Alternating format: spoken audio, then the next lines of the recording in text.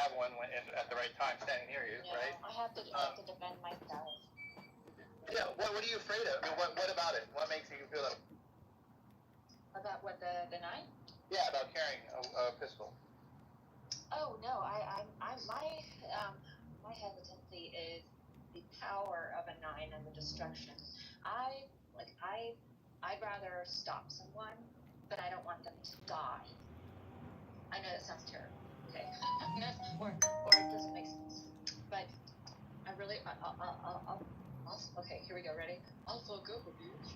But I don't want to, outward, I know it's not realistic that, to hurt somebody that makes them stop. I just feel like, as a civilian, I don't have enough training, frankly, for me to feel as confident having that kind of power in my hands. And that's on me. That's not on anybody else except me, because I have to go to the range and frickin' practice. Exactly. Well, that's a responsible way to think. But that's responsible. Yeah, because how am I going to get comfortable unless I practice, Yeah. But at the same time, it's that's why I was joking with the Walter PB kit, because I'm like, damn it, I still have a freaking scar on my thumb because it has so much kickback, and I'm like, that's not funny. The reason I don't carry one is because I'm a borderline, very mildly autistic about clothing on my person, like waistband lines and sock lines and things touching. I hate it, right? And so there's no comfortable way that I could carry something that's shaped and as heavy as a 9mm pistol on me at all times. There's absolutely no comfortable way I could have it on my body. I've already explored it. It just wouldn't work. I concur. I don't even like tags on my clothing. I know, it's a really weird reason, right? But it's just true. It's I mean, you'd have to have it in your pocket, which would never work for me. You'd have to have it strapped around your leg. Absolutely not. It just wouldn't work. Understood.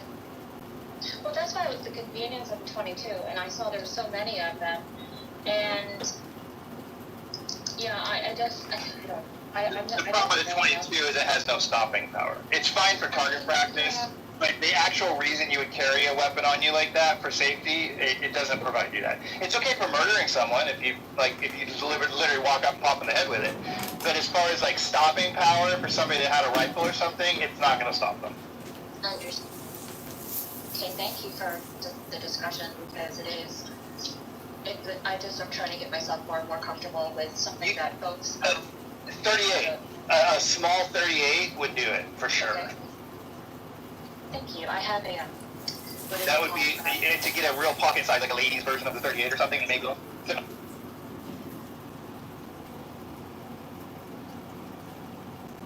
Hello? Hey, are you recording this? I'm live on YouTube, yeah. Oh, I sent you a message in your DMs. Amir and his crew are combing through trying to find dirt on Zionists, just so you know. Oh, okay, yeah, don't worry about it. They can't find any dirt on me. It's just dirt looking for themselves. Okay. And also, how do you say? I mean, also, he probably is going to also because he's been very vigilant in your videos. Also, they canceling your accounts? I think that he and his group are mass reporting you. Yeah, they did. They canceled 4 of my Clubhouse accounts. Yeah, I just wanted to let you know, because I didn't know what you know. He was posting some of your recordings that he had combed through and clipped up. Okay, cool. Good for him. I mean, I'm wasting his time, and that's exactly what I want to do. I appreciate it. No problem. Talk to you later. Okay, talk to you soon, babe. And I may not be the most responsible, meaning I haven't practiced enough to I certainly won't have it on a person until I get comfortable. But I think that people need to have it, especially women. Can I tell you about a thing that really confronted me? Give me a call back on the... It was just really scary. And people don't do this to me when I propose this stuff. It's carrying or whatever, or having something of that degree on your person or your mind is unnerving. Makes you like, oh, and I had 2 cougars with me, and it lasted long story short.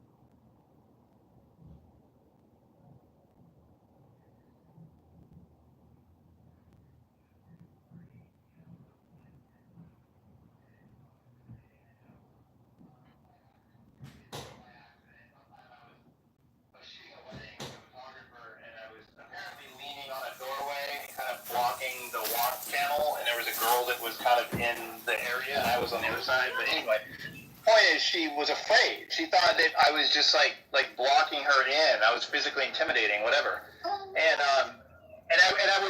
I was kind of demanding them bring my dinner out because they were giving me shit about the timing, and I was like, no, I can't have the dinner at the end of the because they immediately need me to work. Like, I need to get served when the bridegroom gets served. It's a common problem, honestly. But anyway, point is, because there was some slight contention going on, and because I was positioned in this manner, she was afraid of me. And I was like, fuck, you know? I didn't dawn on me. So a lot of times, like when I'm jogging or walking on the street, on a sidewalk, whatever, if there's a girl coming toward me, a lot of times I'll switch sides. I'll go to the other side of the road before it's an issue because I don't want her to think I'm going to grab her or something. I think about that on her behalf, which is not easy to do when it's not on your radar otherwise. You know, it's an entitlement that I have. I never worry about getting kidnapped. You know?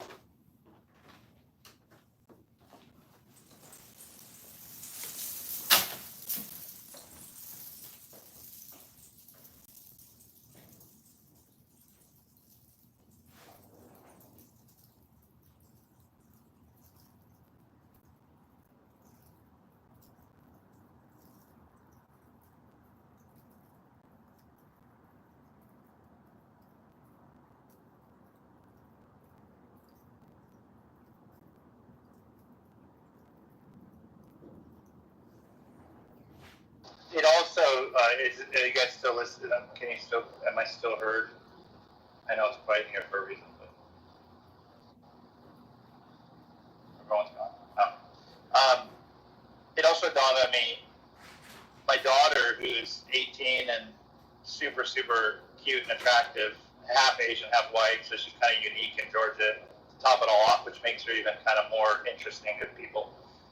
Everybody stares at her, and it's creepy as fuck because she started pointing it out to me when I started looking for guys doing it when I go out with her. And dude, I see it all the time now, and it's creepy as fuck because I never saw it before. But then she didn't want a job, and I was like, you should go work at Home Depot. Like, I loved working in the store when I was there. She's like, oh no, I could never do that. All the Hispanic day laborers and stuff, they would just eyeball me up and down, and it'd be creepy as fuck. Like, I couldn't do that. And I thought, oh, that sucks. Like, there's places you can't even work because of how you know you're gonna be like Googled like that. You know, that weird to kind of think about.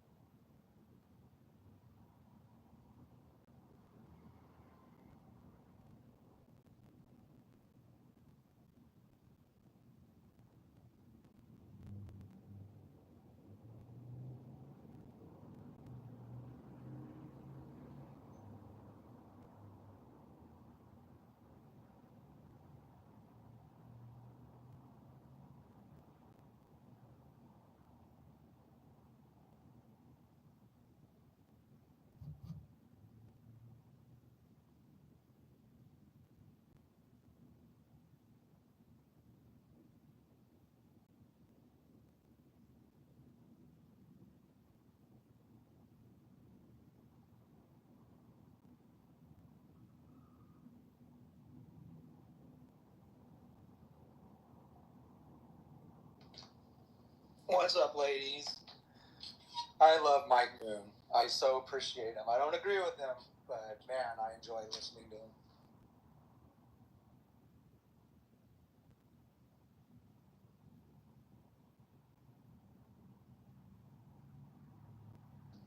Right back.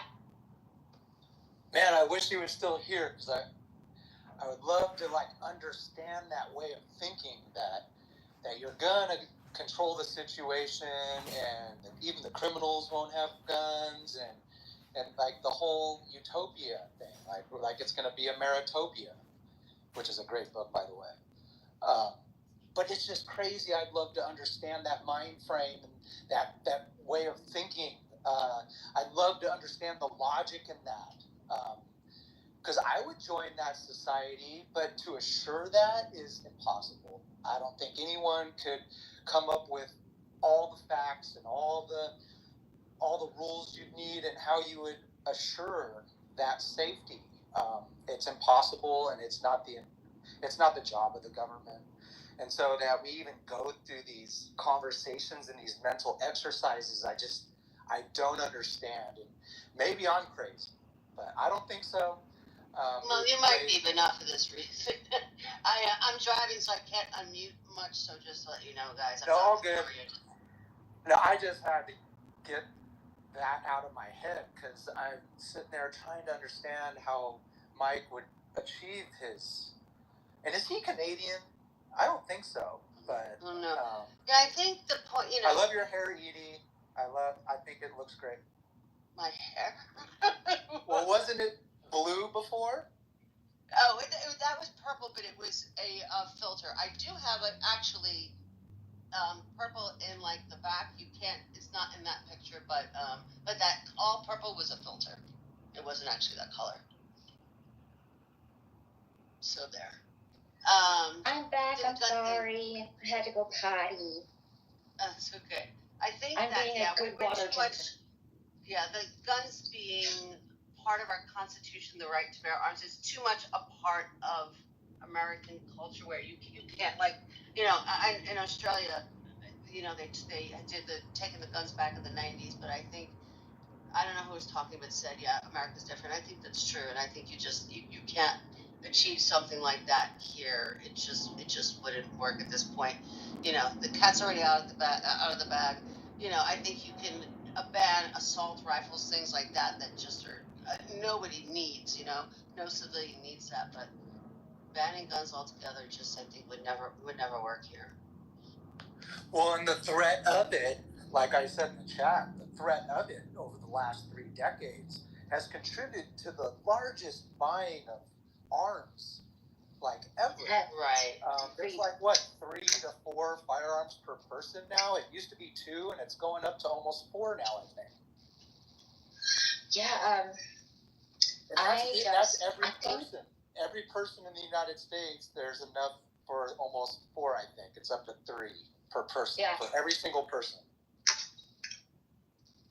It just, I think that, I don't know, I think people are just becoming more aware. They're becoming more aware of the threats in their neighborhood. Like, for example, okay, what I mean by aware is, when I was a little girl, there were a lot of predators around that the parents were absolutely oblivious, unfortunately.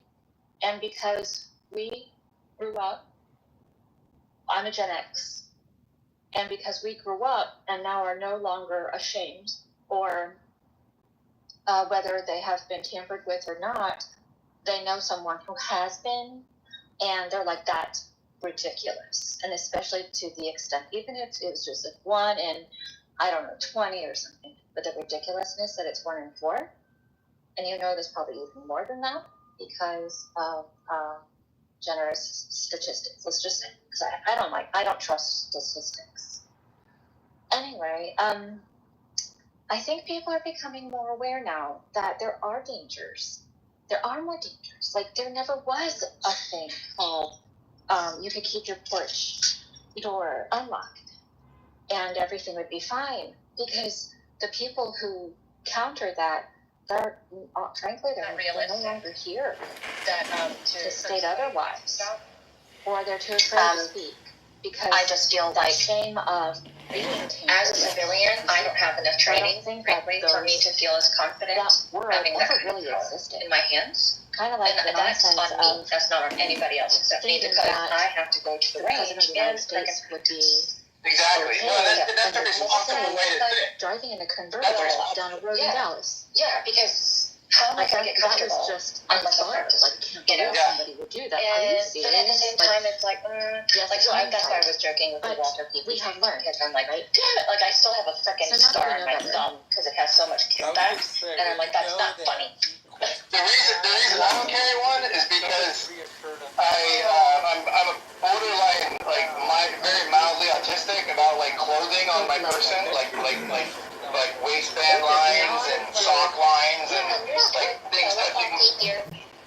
Like, yeah, I hate it, right? And so there's no comfortable way that I can carry something that's shaped and as heavy as a 9mm pistol on me at all times. There's absolutely no comfortable way I can have it on my body. I've already explored this before. But basically, I don't concur. I don't even like tags on my clothing.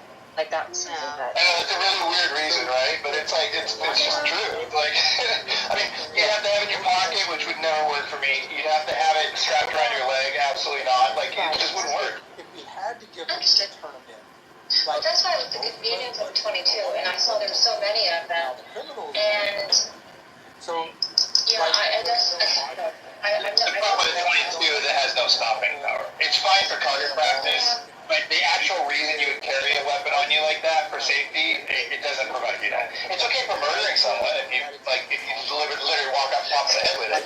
But as far as like stopping power for somebody that had a rifle or something, it's not going to stop them. explain the logic and the rationale. Okay, thank you for the discussion, because it is. I just am trying to get myself more and more comfortable with something that folks. 38. A small 38 would do it for sure. Okay. Thank you. I have a. That would be to get a real pocket size, like a lady's version of the 38 or something, and make it. The hardest thing to fight is an idea. And when people are. Hello? Frankly, when they've been. Recording this? Just the more. I'm live on YouTube, yeah. And how the I sent you a message in your DMs. they don't. Amir and his crew are combing through, trying to find dirt on Zionists, just so you know. Oh, okay, yeah, don't worry about it. They can't find any dirt on me. It's just dirt looking for themselves. It's fear. People are getting fear. And also, how do you say? I mean, I was like, probably he's gonna be also because he's been very vigilant. Your videos. Also, they canceling your accounts? I think that he and his group are like mass reporting you. Yeah, they did. They canceled 4 of my Clubhouse accounts.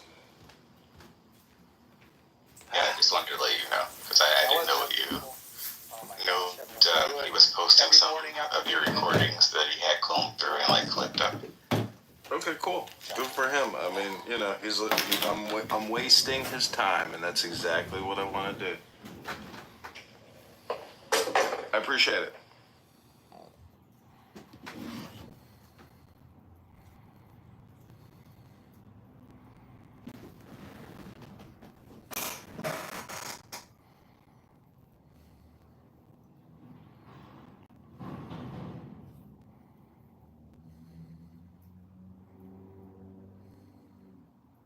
Will go around saying fucking bullshit about people, okay? And then that just becomes the truth. That's the sad part about the reality that we live in with the sad. Yeah. So yeah, I know that. You know that. We all know that. Yeah, right? Trash bag had sex with a tranny.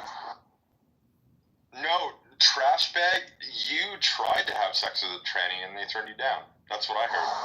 Right. I think I can add. You didn't even fucking have the story.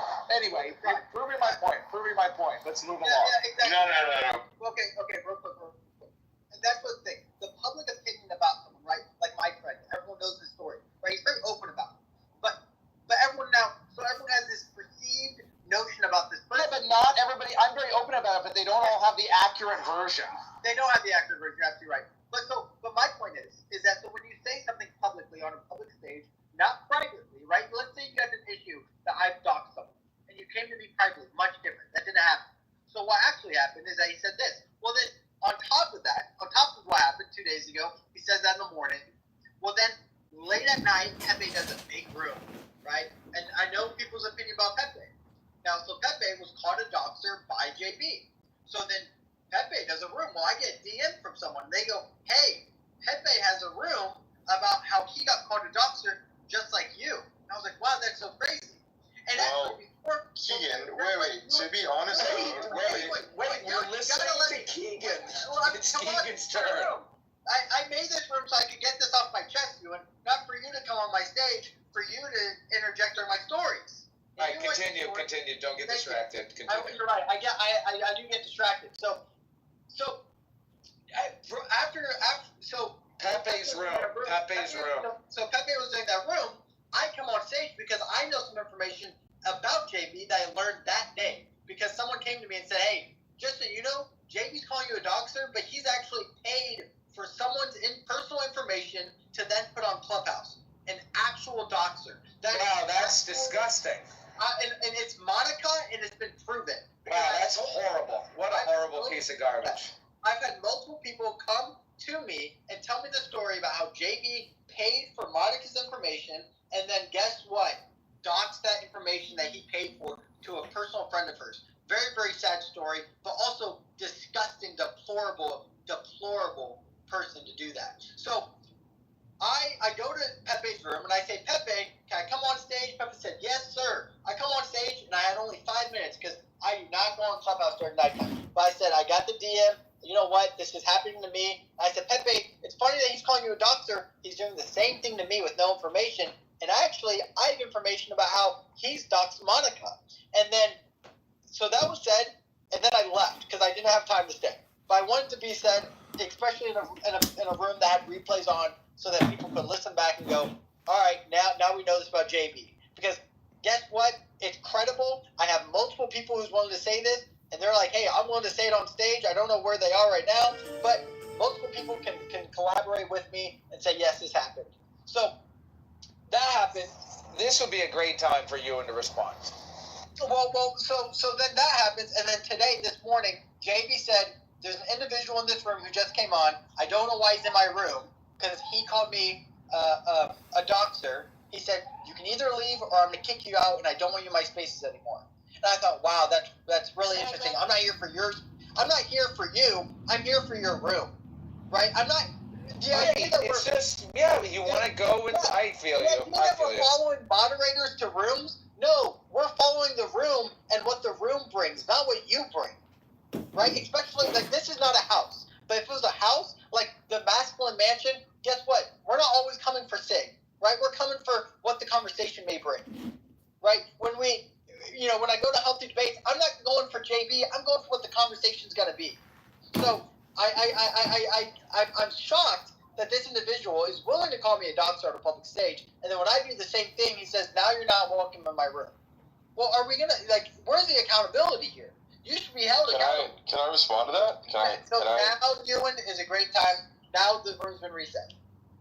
Okay, so, Keegan, what I would first say is that most of the stuff that goes on this app ends up not being true. So, like, people will talk shit about you to the point where you end up very quickly becoming, like, the villain to, like, a room of people.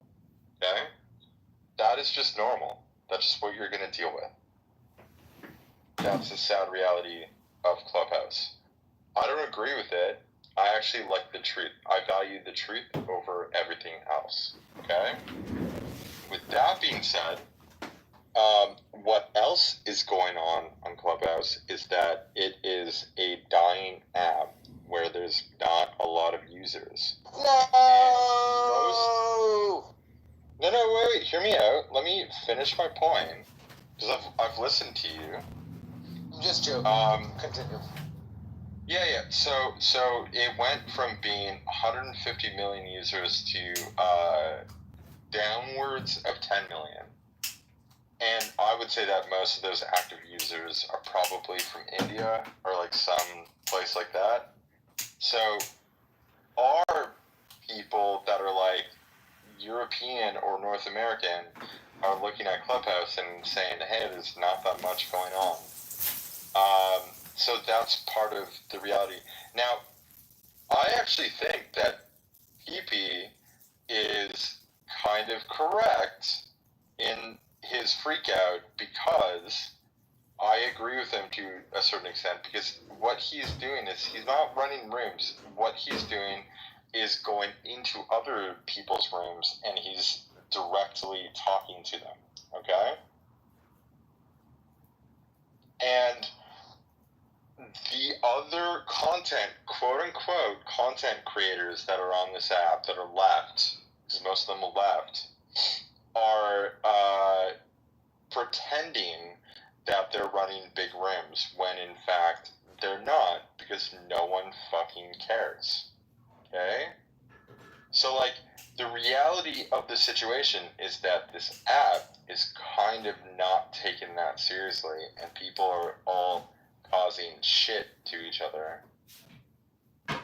And I think that you shouldn't worry too much about it. Like, I just got kicked out. Dude, I am friends with, like, the entire Jewish community on this app. And I just had, like, a Jewish person, like, kick me down to the audience because they were upset with me because they misunderstood what I said in another room, talking about the amount of child brides going on in the Middle East, right? Well, that particular Jewish person is a little heavy-handed with the gulag button, but he's still a good guy. Yeah, no, of course, and it's fine, right? So I don't care that much. I don't even take it personally. I don't care. Keegan, you have to understand that you, with what you believe in, with, you know, however you want to approach the world and speak out about what your beliefs are going to be attacked by people on this app heavy-handedly. And I'm sorry that you have to deal with that. That's just, like, the reality of it. But I mean, dude, I just literally spoke on behalf of, like, the victims of, like underage sexual assault and got into a fight with someone. So, like, yeah, you're gonna have to deal with it. People have weird fucking ideas here, man. Yeah, I mean, I agree with you, like, you know, to a certain extent that you know, at the end of the day, like, when you say a view that people don't agree with, they're going to attack you and do all these things. But my point is that, again, like with these rooms, like, you're absolutely right. Like, who cares if your room has 50 people, because that's now a large room on Clubhouse. When you're right, like season 1, season 2 of Clubhouse, you know, a room with 50 people was a small room, right? It used to be a room with 250 people, 300 people was like, that was like your average room size. And now it's much different. So I agree with you to a certain extent, but my point is that there's a lot of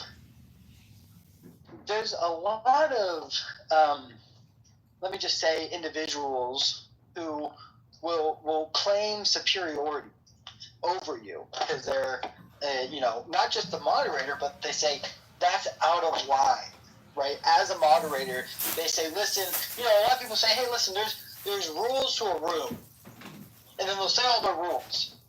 Well, then people break those rules, and guess what? Nothing happens, right? They say, well, that guy's different.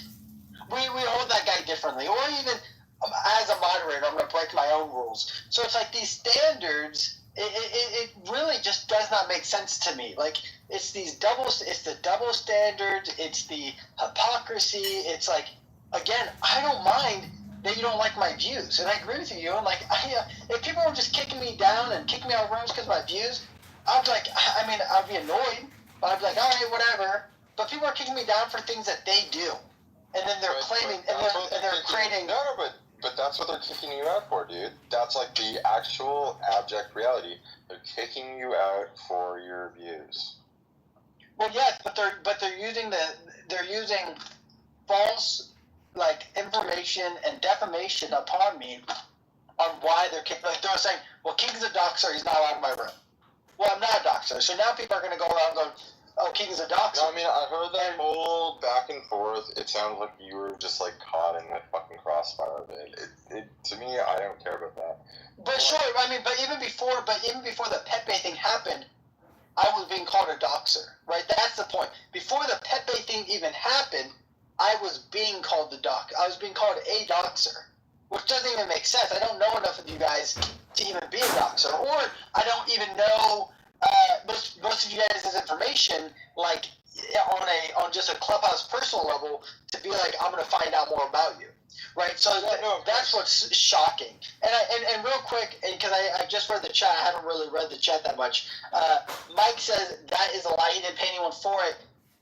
Sure. If he wants to claim that he didn't pay, again, I've had most people say he paid for it, but if he wants to make the claim that he didn't pay for it, he's still doxed her. That's the point, is that he's a doxer, and that he's calling me out for being a doxer. Well, if you are a doxer, why would you have a problem with a doxer? But Keegan, don't even worry about the chat. I mean, dude, I literally just saw the chat, and I literally had someone say that Indians aren't real. Like, and then I said that, which is like completely made up. I mean, I literally lived in India, so I think that it's hilarious that that person's saying that. Well, you might be a little bit different than me, but I do like to know that listen. I was kicked out of a room earlier today that they asked me, Keegan, do you think that you have good morals? And I said, I have moral consistency.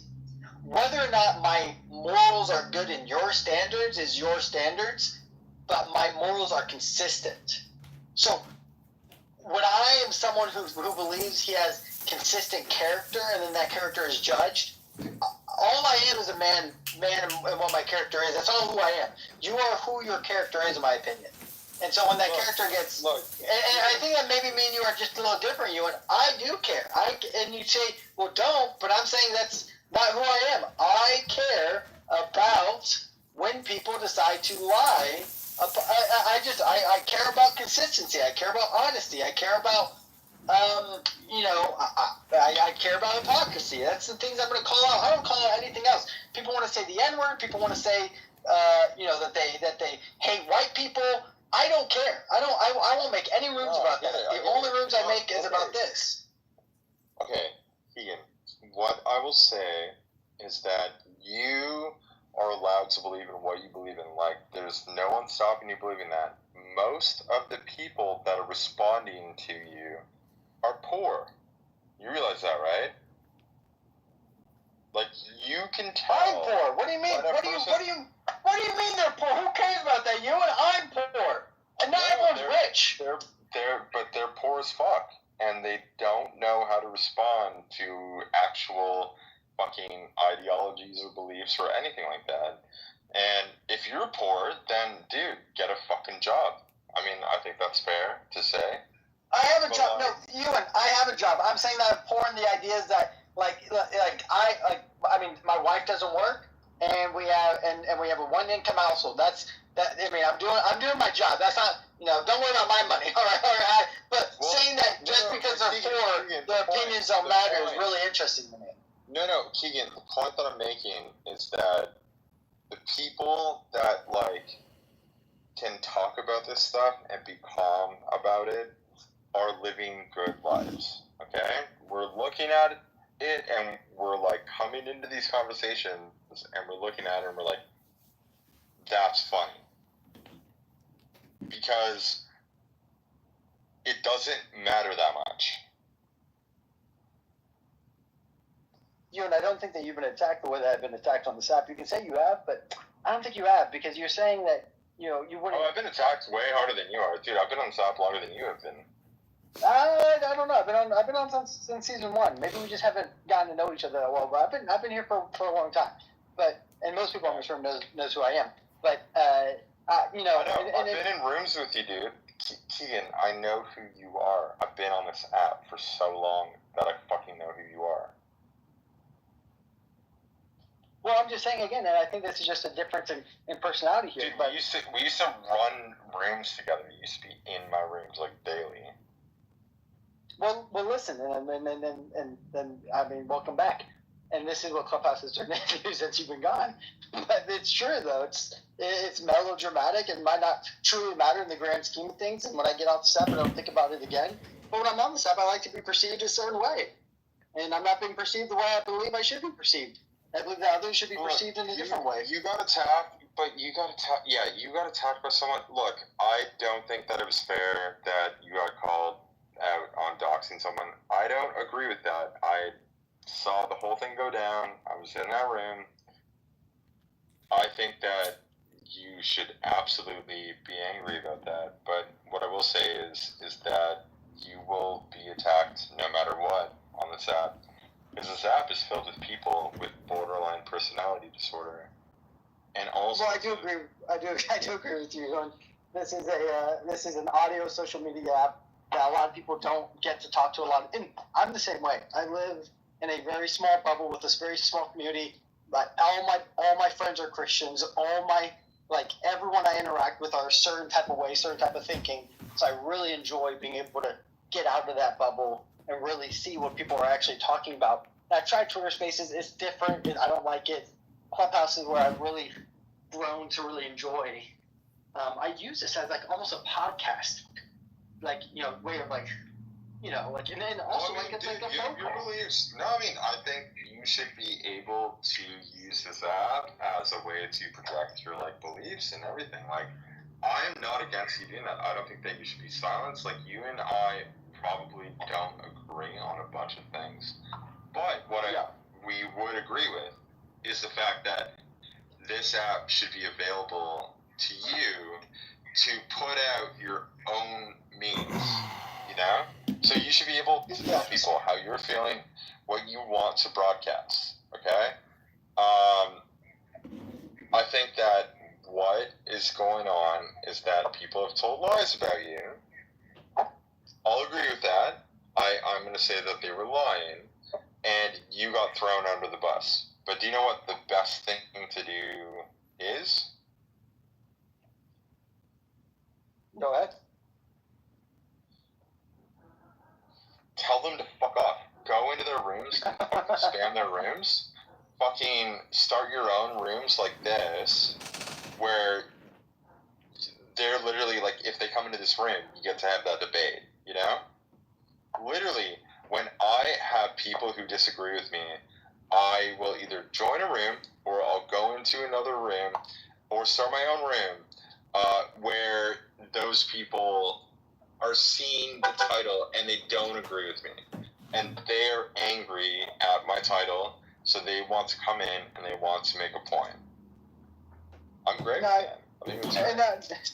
Well, again, so my point is, and I agree that Clubhouse isn't denying me the access to say my opinion, right?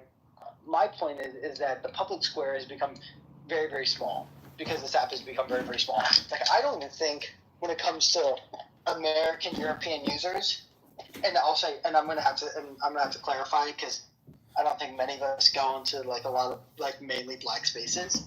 When it comes to the political, cultural, societal discussions, I would say that's less than probably, I mean, it's probably less than 10,000 users, guys, right? And consistently, it's probably less I than looked it up. No, there are 10 million active users on this app. Well, sure. I'm not saying that they have 10 million active users. I'm saying when it comes to American cultural discussions or political discussions, it is less than 10,000 people. Why? Because I've been here for, just in the past year, it seems like every single room is easy. I barely meet new people, barely, and every room is less than 100 people. So it's like I can venture into different rooms, and it probably all adds up to that amount of people. So my point is that when the larger rooms, like Healthy Debates, or like any of Roger Mayhem's rooms, or any JB rooms, or what have you, when they decide you're not a part of this room anymore, well, now I've been ostracized to the out. I'm an outcast. And even just to listen, not even to talk, right? Like, even to listen. I was in JB's room, and he said, "Why would you want to be in my room now?" I can't listen. I can't enjoy a podcast. I can't enjoy the discussion that may be taking place. Not to listen to you, but listen to someone else. So that's my point. Is you're absolutely right. I could open my own rooms. But I don't have the time to always do that, right? I'm working right now. I'm working throughout the day.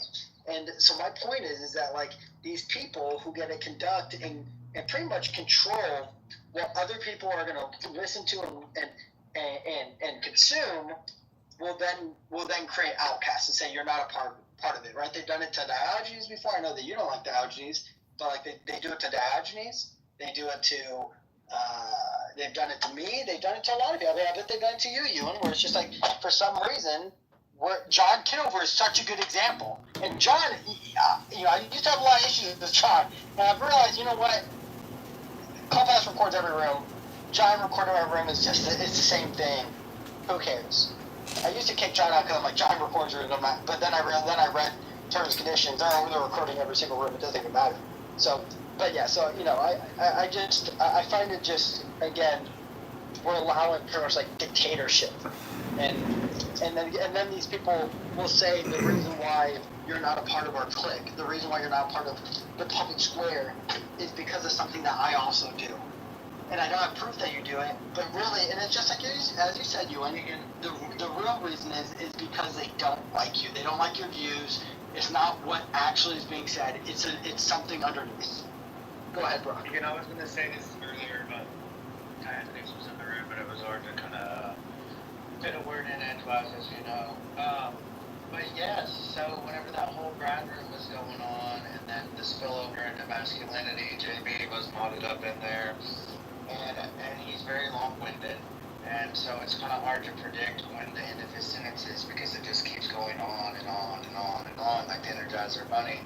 But he kept on saying, "Excuse me, I'm talking. Excuse me, can I talk?" And I told him, I said, "Oh, I'm so sorry. Yes, you can. Go ahead, I'll go on mute." Go on mute and I'll let him finish his statement. So now it's my turn to talk. The way that you eat these things is you're supposed to cut the inside of their stomach open. Let me show you. You can also eat their legs. It's a lot like lobster eating, but you can't tell me that doesn't happen.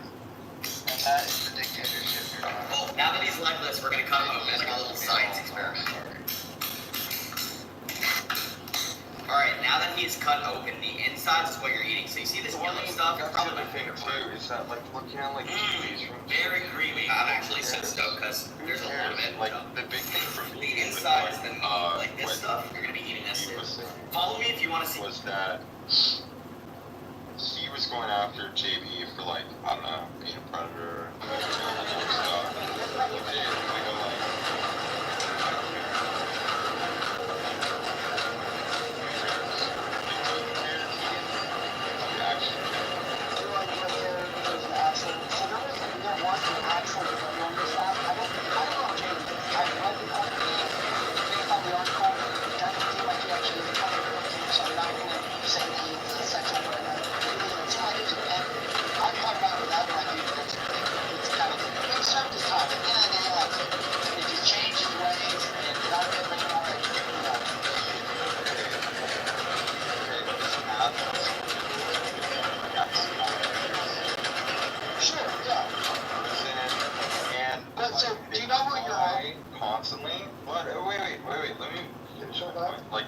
Like, dude, my first This year little on cutie staff, drinking water from its owner's hand is actually a baby lavender albino white-sided king snake, also called a Florida king snake. These snakes are mainly found in Florida, USA. They eat poisonous snakes for dinner and are immune to snake venom themselves. Grown-up king snakes usually get to be between 1.1 and 1.6 meters long. Normally, they have a brownish-black base color with white patterns. But thanks to people breeding them in captivity, they've become popular pet snakes now. Their chill personality and ability to adapt easily make them a big hit with reptile fans. Here's the cool part. Since regular king snakes naturally have black, white, and red, breeders have managed to create all sorts of weird, wonderful color combos. Right, like real people who I've like gotten to actually know in person in real life, right? Like that's actually happened. Right? And there's other people who are willing to yeah, so rare, like good friends. I've met him multiple times. That guy's fucking a real dude.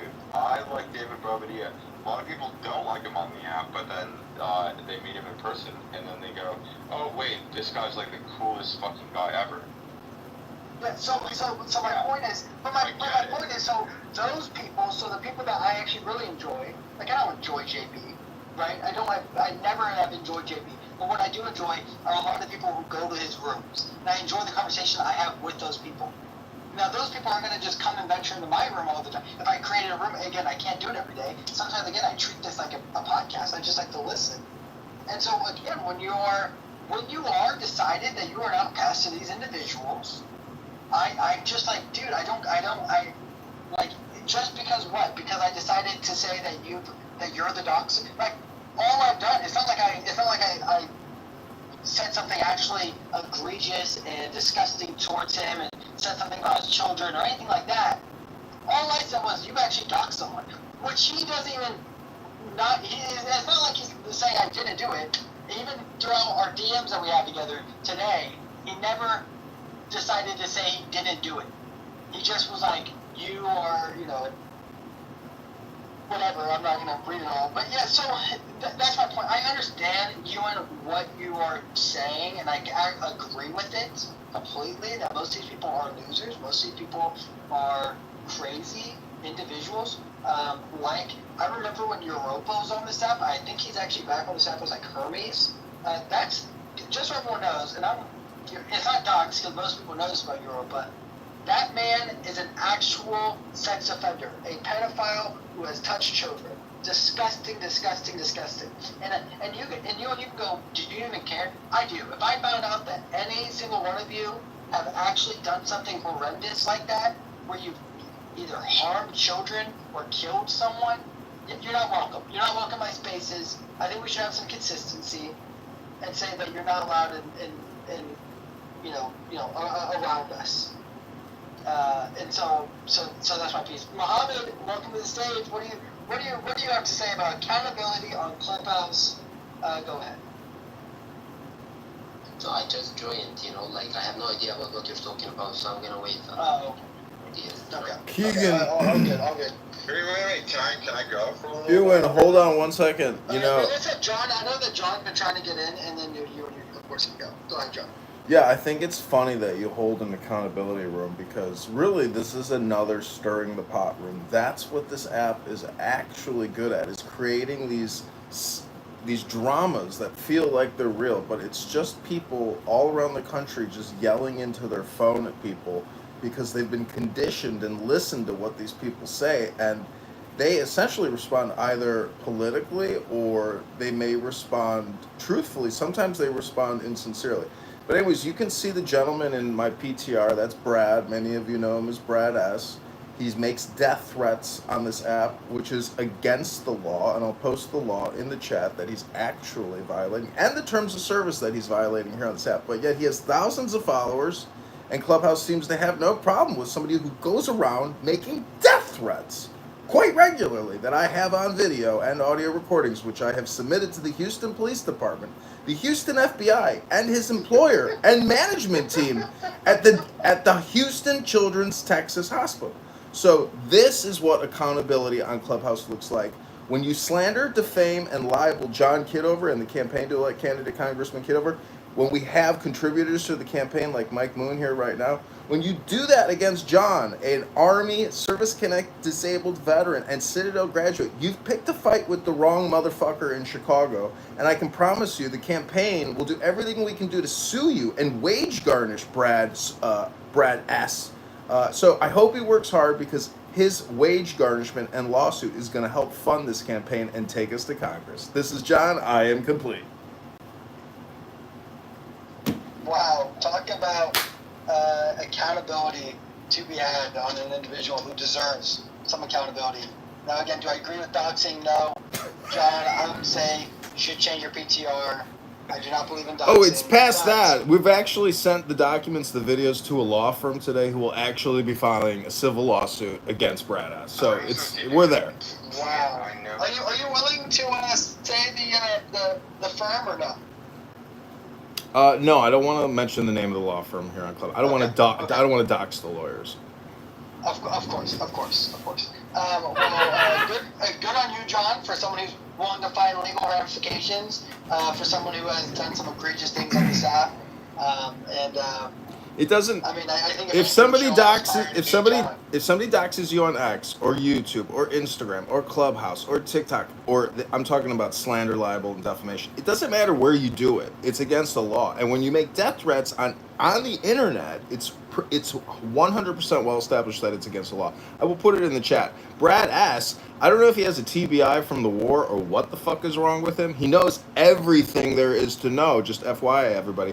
But the point is, you can't come on Clubhouse and make death threats against people. And you can't libel or slander people. It's against the law, Brad S.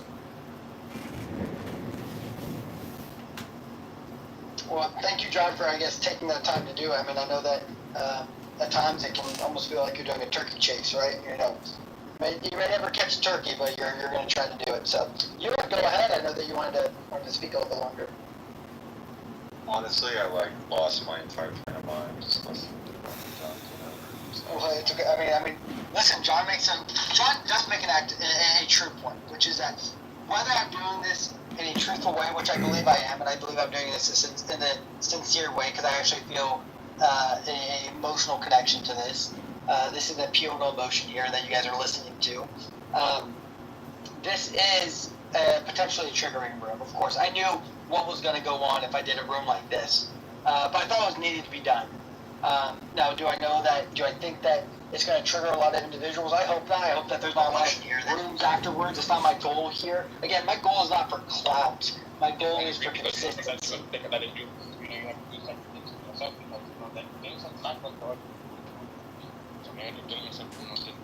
Things are going to make it be what you want it to be, but you have to also make sure that other things are not in any way that you have to be cautious about to do. Okay. All right. Well, that's one of the 10 million users that you were talking about that venture. They probably have a craving for curry.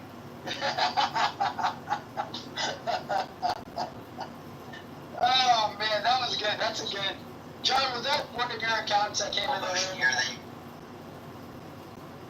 No, that wasn't me. Was it? Well, I don't know. You weren't speaking, so I guess I'll take your word for it. But no, but we do have an anonymous account, and I also reached out to Roger Mayhem today. I emailed him because at 1:00, the campaign to elect candidate Kitover, we have job applicants from Craigslist who are petition circulators that want to come on Clubhouse. They're going to receive their training through Clubhouse, and they're going to print they're going to print the PDFs for the petitions and start gathering signatures. Clubhouse, thanks to Mike Moon and Jay Breska is our biggest contributor.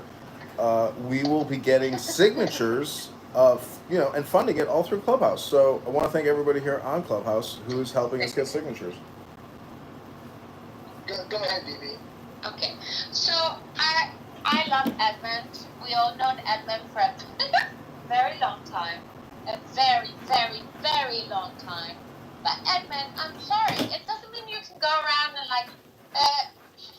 okay, one thing is you can go into rooms and we know you're there and you can record our conversations and you can put them somewhere, but at least because we know you're there and the possibility is available to us, You can then go and record conversations and put them online, but you can't go into rooms with like, as anonymous. And sometimes people have heart-to-hearts and they have like intimate conversations. Yeah, I know. Some people come on here and they plan terrorist. Some people come on here and discuss terrorism because they're promoting it, supporting it. Yes, but most people, a lot of people don't. Okay, so if I'm in a room having a conversation with Beamer or with Seamus and we're talking about, I haven't listened to your voice in quite a long time. So what are you concerned about? You think I'm every anonymous on this fucking app, lady? There's thousands of people with anonymous. Forever on this app because actually BB, there's a lot of people with anonymous. I'm not a catch-all. I'm not a fucking evergreen meme that I'm the one recording and listening to everything. As an anonymous and record conversations? What? Yes, of course. What do you think anon is for? Go read the terms of service. All right, but here's the thing, BB. BB, have you read the terms? BB, have you read the terms and conditions of Clubhouse? They own all the recordings. I just feel so that isn't that like colonizing, or isn't that like a hostile takeover, or isn't it's not 1665. I'm on my fucking cell phone in my office, lady. You can use your cell phones how you want to use your cell phones. I'll use my cell phones in my office, in my house, how I want to use my cell phones, okay? Stop telling me how to use my fucking cell phone, BB. I'm just saying, it's just not very neighborly. I feel obligated to state the obvious, which is don't have intimate conversations on fucking Clubhouse. That is the most retarded thing ever. You want to be protected. You want to be protected from intimate conversations on Clubhouse. Holy shit! But also, baby, why don't you just do a private room? If you're and invite the people you want to hear. You come in, you don't even think about it, and then it's like, But again, that's on you then. That's on anyone else but you. I don't say anything. I don't care. And also, I'm saying this for it's not John, it's Edmund. Because also, Edmund, one day you're gonna fucking get, like, somebody's gonna slap some kind of a lawsuit on you. And nobody wants to see that, because I think most people on this app, especially like us old timers, no, Mike, I don't give a fuck about you, by the way. You can fuck off. I don't give a fuck. But with Edmund, it's like, something bad is gonna happen, and I don't want that for you. Oh, believe me, I live stream everything I do, and I record everything I listen to as a backup, just in case something stupid or bad does happen. So, BB, I hate to tell you this, but I'm documenting reality. You're complaining about reality. That's called a you problem, BB. That's called a you problem. I am saying this. Hey, John, are you recording now? You are poking. Yeah, of course. I'm live on YouTube. Oh, man, because I was going to say that BB's making my balls itch, but that's too intimate for a recording. Nobody likes you. You're fucking ugly, and your PTR is unattractive. At least, like, Edmund has... Oh, my PTR is unattractive. Do you want to see what I really look like, BB? Because I'm actually pretty good looking. I'm 6'3". I'm a good looking guy. Former U.S. Marine. I'm pretty good looking. That PTR is not me, retard. You're annoying. That PTR is not me, retard, but it is my real name. Yeah, I don't give a fuck. Edmund, at least... Oh, man, I did it for you, baby. Baby, but I do it all for you. Oh, no. What am I going to do? Oh, shit. Yeah, baby, what, and as someone is stating in the comment, which is stating correctly, Howard, if you, she left. Oh, she's just listening. If you have a problem, BB, okay, you have the right to go seek legal action. Just like John Kitover has sought legal action against Brad. So, you have the same right. And every time Brad's mentioned, I feel obligated to say that I personally sat in a room with about 30 people when he told the man that he knows where he lives, he's going to drive to his house, he's going to rape his wife. I just feel obligated to say that that man said that. He didn't threaten his life, but John's heard him threaten lives. So either way, that is one despicable human being. Well, and John, I hope I'm not involved in your lawsuit, because he has threatened my life, but I do hope I'm not involved. Well, you might get subpoenaed. I gotta tell you, you're probably gonna get subpoenaed because you're in the recordings too. Yeah. And if I get subpoenaed, and if I do get subpoenaed, what I hope for, John, is maybe just a little action to come my way afterwards. That's all I hope, John. I will be honest. I'll tell them what I earned, what I was told to me. But I just hope that a little action comes my way because I am a poor white American. John, can I ask you a question? Of course. Please address me as candidate. I was going to ask Keegan a question. David, please hold. Well, Joe, let the lady speak, David. Joe B, go ahead. Ask candidate Congressman Kitover whatever question you might have. Congressman, kangaroo man. I'm Congressman. I'm sorry. Respectfully. What's the beef with Brad? I mean, you and Brad Links are in the chat, Joe B. Take a look. It's all on X. I've notified the Texas Children's Hospital in Houston. I've notified the FBI. I've notified the police. I've notified my law firm in Houston that are filing a civil defamation lawsuit against Brad Stauffenberger in Houston and Minneapolis. For what? You'll have to listen to the videos. You'll have to watch the never videos. mind. They're hours long. Brad goes on for quite a long time, Joe B. And I've got a lot of videos. And they're all going to be released publicly. And the FBI's been notified. The police has been notified. His employer's been notified. It's all out there. You can't come on Clubhouse. You can't make death threats. And you can't defame, libel, or slander people. It's against the law. And I'm going to hold this Irish potato-eating motherfucker. He's guilty. I'm filing a lawsuit. That's it. Shut up. That might boomerang on you, bud. Are you okay with them making death threats to people, Joe B? Is that acceptable to you? No, but John's not much better. Nobody, I mean, there's death threats and there's not death threats. Are you going to let me finish, or are you going to just keep interrupting? So John's no better than Brad, really. John, I don't know. I haven't heard John say he's going to rape anyone's wife. I haven't heard him make death threats to people. Never once. Joe B. By the way, when people do that, JB, it shows that they're pretty horrible fucking people. Hey, I'm Joe B. Please don't confuse me with JB.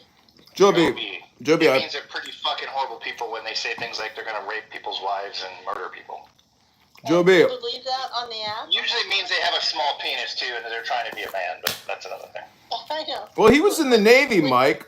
You know, look at the guy in my PTR. That's Brad in Houston, Texas. Look how fucking dopey. That's an ugly dude. Look at his dopey fucking eyes. He looks like he's stoned. Like, what the fuck, dude? Mike, I just looked at your PTR. Don't go there. This isn't me. I know, but it's... I'm a good-looking person, Joby. You want to go make sure I put it? I'll put it. Hang on a second. I'm good-looking. I'll show you. I'm also 6'3", by the way. I got a lot of tail when I was younger. We're all good-looking and shapely. Well, no, Brad's not good-looking. Brad looks like a big fucking dope who's stoned. You see his picture? Yeah, my brother went to... never mind. There's a military connection. What relevance does I have them looking like? Wait, I hate to interrupt. I just got an email back from the law firm that is suing Brad Stauffenberger for libel and civil damages. And it turns out that he makes $120,000 a year, so at a 15% wage garnishment, we estimate it'll take him 7 years to pay back the campaign to elect John Kitover. I was surprised he's in Houston. I thought he was up north in Minnesota or some shit. So is he just lying? Gather a whole bunch of signatures from everyone on Clubhouse going against you, that you've been going against their privacy, whatever, like recording people, and nobody ever agreed to it. What will you do? It'll be you against Brad. Who's going to win that? Let's start it up, BB. I mean, not against John necessarily, but it sets a precedent. Well, you're not so smart, right, John? Joby, can I ask you a question? There's a lot of Hey, real quick, BB.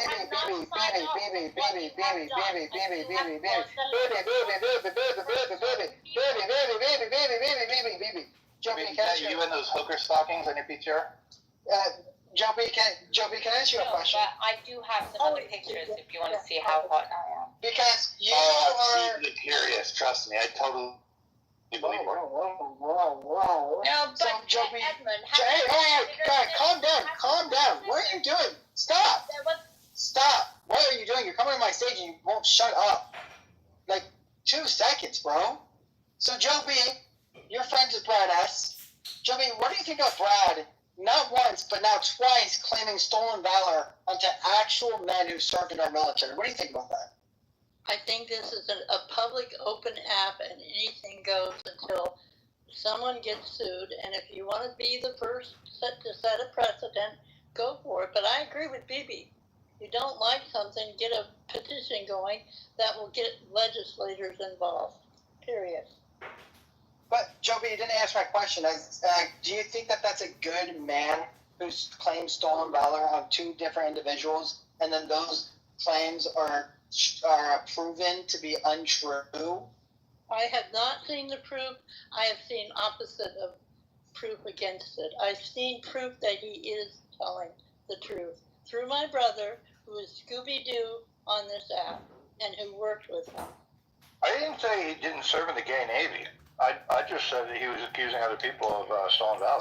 We're not saying that he didn't serve, Joby. We're saying that he's claimed that John Kitover did not serve, and then he also claimed that Diogenes did not serve. Hey, Keegan, I could claim that, but on an open app like this, I'm going to win in court. Just not gonna. That's not what I'm asking. I'm asking you, do you think that that's a good man who would claim stolen valor? I am not his judge, nor are you, Keegan. You are a judge, though, of human integrity, are you not? You can feel okay to judge a man that says he's going to rape people's wives and murder people. It's okay to judge, Joby, and you don't need a committee for that, Joby. I don't have to like him. I do like him because I know him through my brother. Okay. Okay, but Joby, you're not Joby. Baby, you know what, baby? This is what I'm gonna do with you. Okay?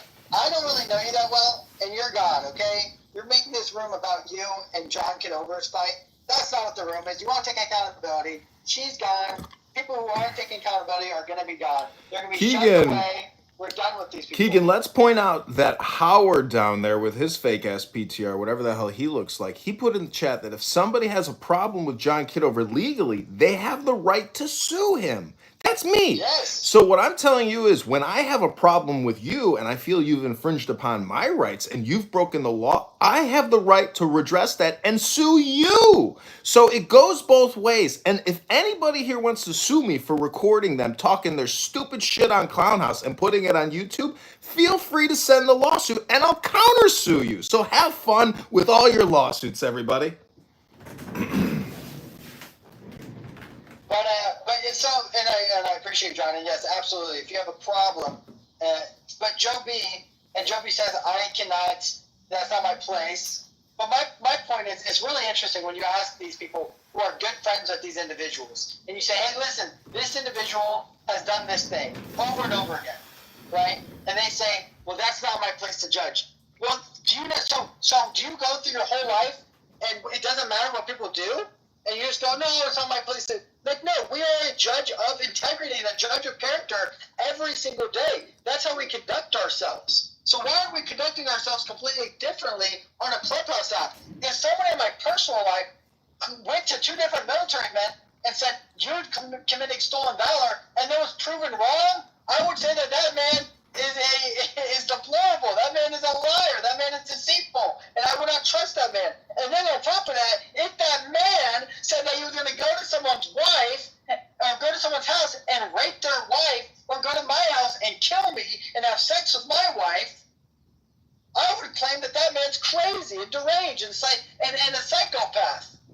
I wouldn't need to think that, or if that claim was made to someone else, I wouldn't need for someone else to tell me whether that man is good or not. I would say that man is bad. And the idea that we can't have a judgment based off of, again, integrity and in character, then what do you do every day? You're a blob of skin and bones and blood. That's what you are. You don't exist. Or have sex with your daughter, which is crazy.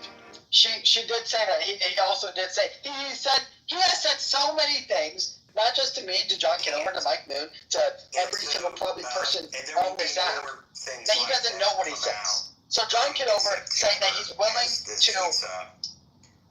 sue him. He's willing to use legal ramifications. You might be held accountable. You might be held accountable a little bit. This is you might just a little bit. This is not a roast room of Brad Stauffenberger in Houston and Minneapolis, who works at Texas Children's Hospital as a claims manager. It's not a roast room. This is a legal notification room, Keegan. John, I made it very clear that I do not want doxing. I've asked you to take his PTR off. Do not say his full name. I do not believe in doxing. I do not dox individuals. I do not believe in doxing. Oh, I'm not doxing him. I'm publicly putting him on legal notice. He has received public legal notification now, Keegan. This is how he's been served. So I want to thank you in helping me achieve accountability here on Clubhouse. This is candidate Congressman John Kitover for the 16th District in Illinois, running against the rhinoceros vaccinologist and $20 trillion super debt creator, Darren the Hood Rat LaHood.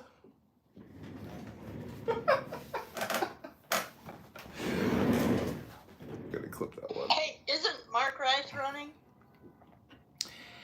Hey, go get your denture paste and make sure to put them back in, because I couldn't hear what you said. Hey, fuck you, asshole, but isn't LaHood or Mark Rice running and kiss my ass? I don't know. Why don't you Google that? Let me Google that for you. Joe B, take your education policies. I looked you up on your website. You told me to look you up. You're not on that website. There's a bunch of other executives. You don't exist on that website, Joe B. Congratulations. Hey, poopy head, I work for Robert In-law. I have a contract. Not showing you my contract, dummy.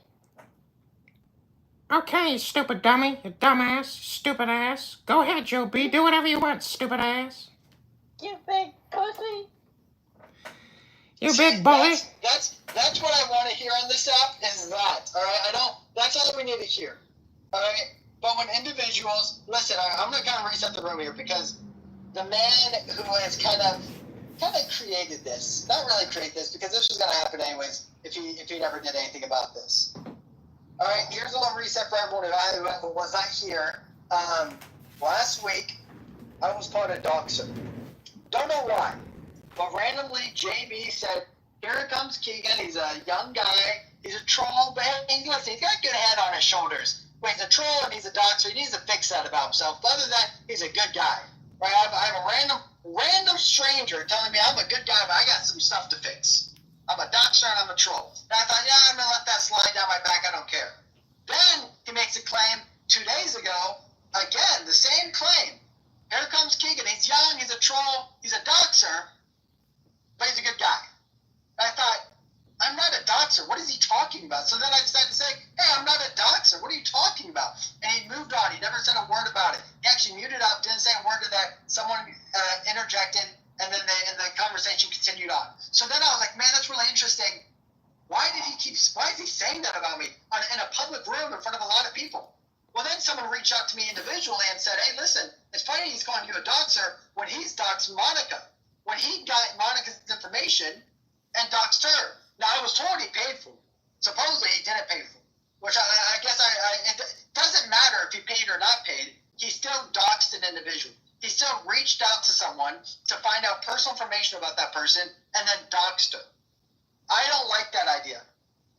I don't like that one bit.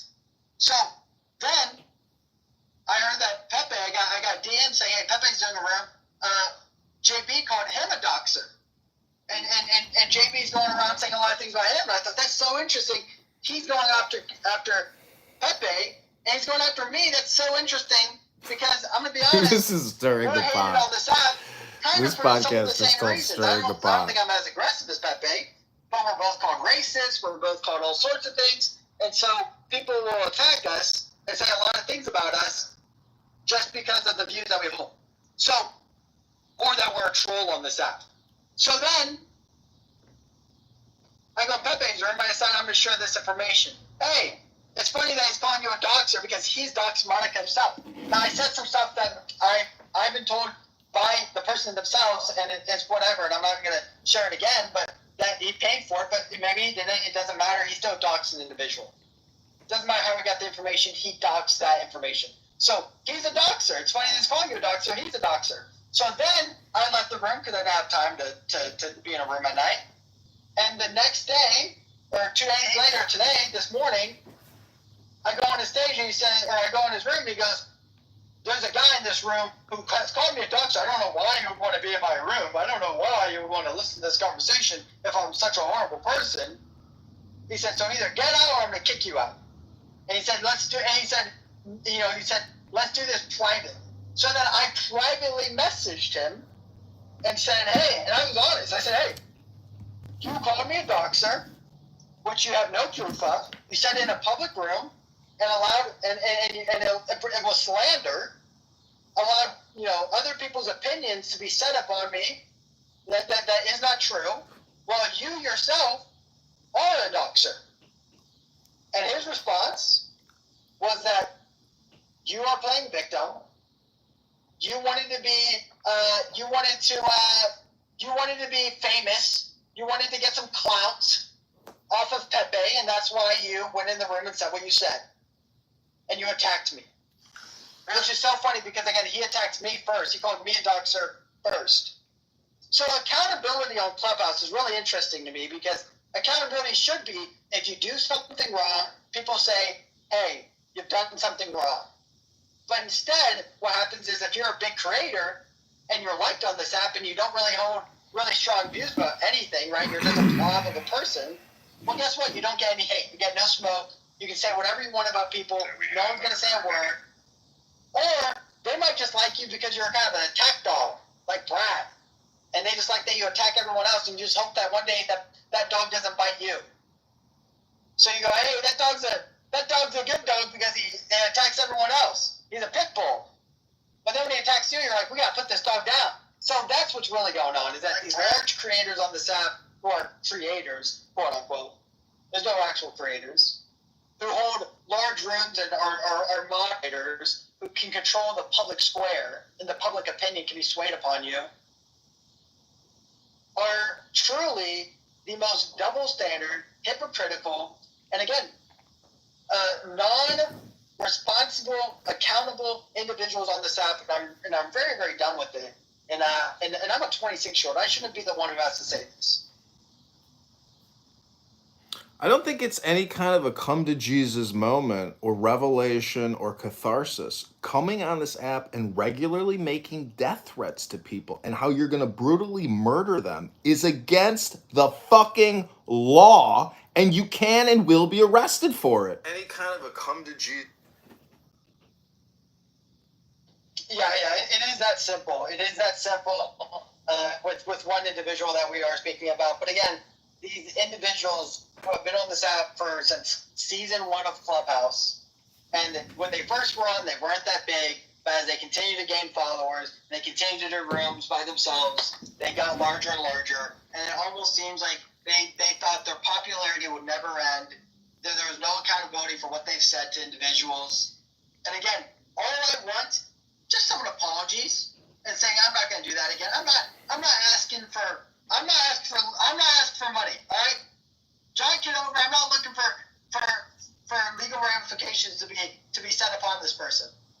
All I'm asking for is, hey, I shouldn't have said that. I'm sorry. Let me do a public room and announce that I said something false about you because I did it in a public room.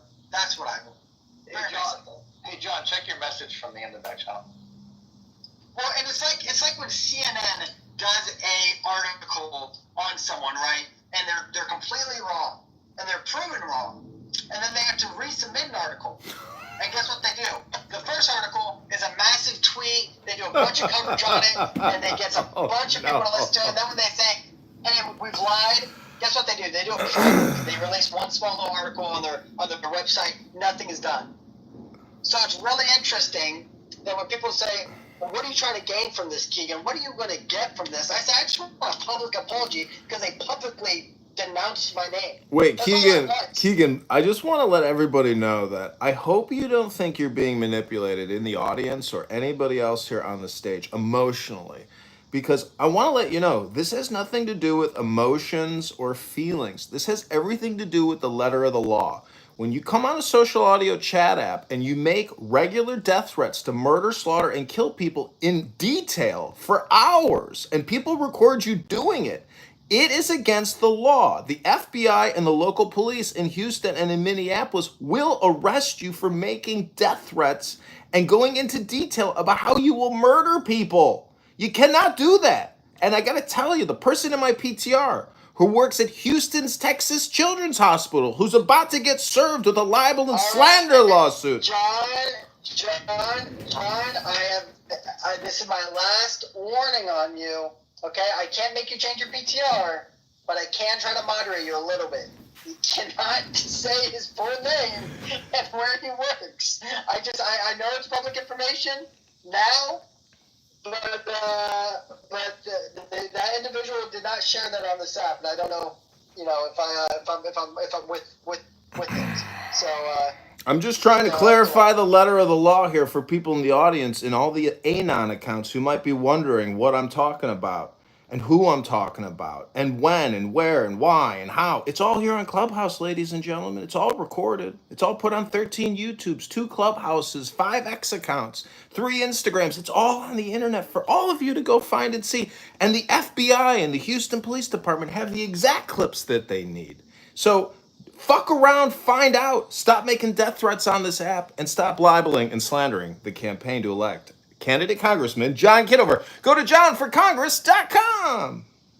I would like to say, John Kitover, if your lawsuit, after you won your lawsuit, I would probably like the name of that firm, because it seems like maybe I'm due for some money. The number one rule of lawfare is never dox your lawyers. Never waste their time when they're busy trying to do a service process on the gentleman in my PTR and deliver him the lawsuit. That's a real thing. Like, we're joking about it, but man, free speech extends all the way to one point. So when you start telling people you're going to drive to their house and kill them, that's a real fucking problem. That ain't normal, man. I don't give a shit if you're on social media or not. That is not normal. So I hate to break the bad news to you, Joe B. You can come up here and criticize me all you want, and everybody in the audience who's probably enjoying this pot stirring or this roasting, don't enjoy it. Just know that when you come on Clubhouse, the fact that you are making death threats, but your account is still up with thousands of followers, do people not report him? Does it take one fucking asshole to report an account? And some fucking Filipino in Manila says, yeah, I agree, delete account. And then you get the suspension notification from Clown House. If you want to appeal, email this address. John, what's your question? Okay, well, let's get back to politics, ladies and gentlemen, because in 13 minutes, we have a conference call with a new employee for the campaign to elect candidate Congressman John Kitover. He lives in Rockford. He's got the petition PDF. He's ready to print it. He's ready to get to work. He texted us this morning. He wants to work now. So we are going to bring him onto Clown House. I'm going to send him the link to Accountability on Clown House. I'm hoping you can mod me and we can change the room title to Campaign to Elect Candidate Congressman John Kitover. Ladies and gentlemen, this is not a joke. This account at the bank with $610 of your Clubhouse clown dollars is in the bank. We're going to spend it, and you're going to watch me do it live on YouTube, ladies and gentlemen. If we don't win the campaign, at least we got a YouTube business, ladies and gents. This is called killing 2 birds with 1 stone.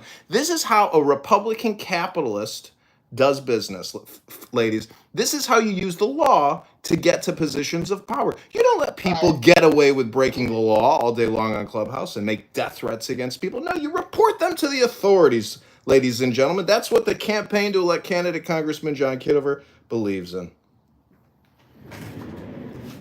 All right, let's. I'm gonna look up.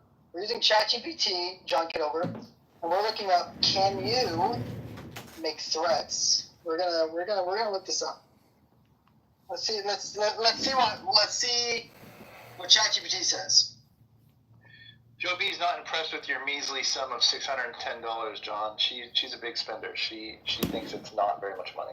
Mike, I want to thank you for your hard-earned dollars. I know how hard you work for that money, and I'm not going to waste a penny of it. And when I do spend the money you gave me, I'm going to show you on video how I spent that money.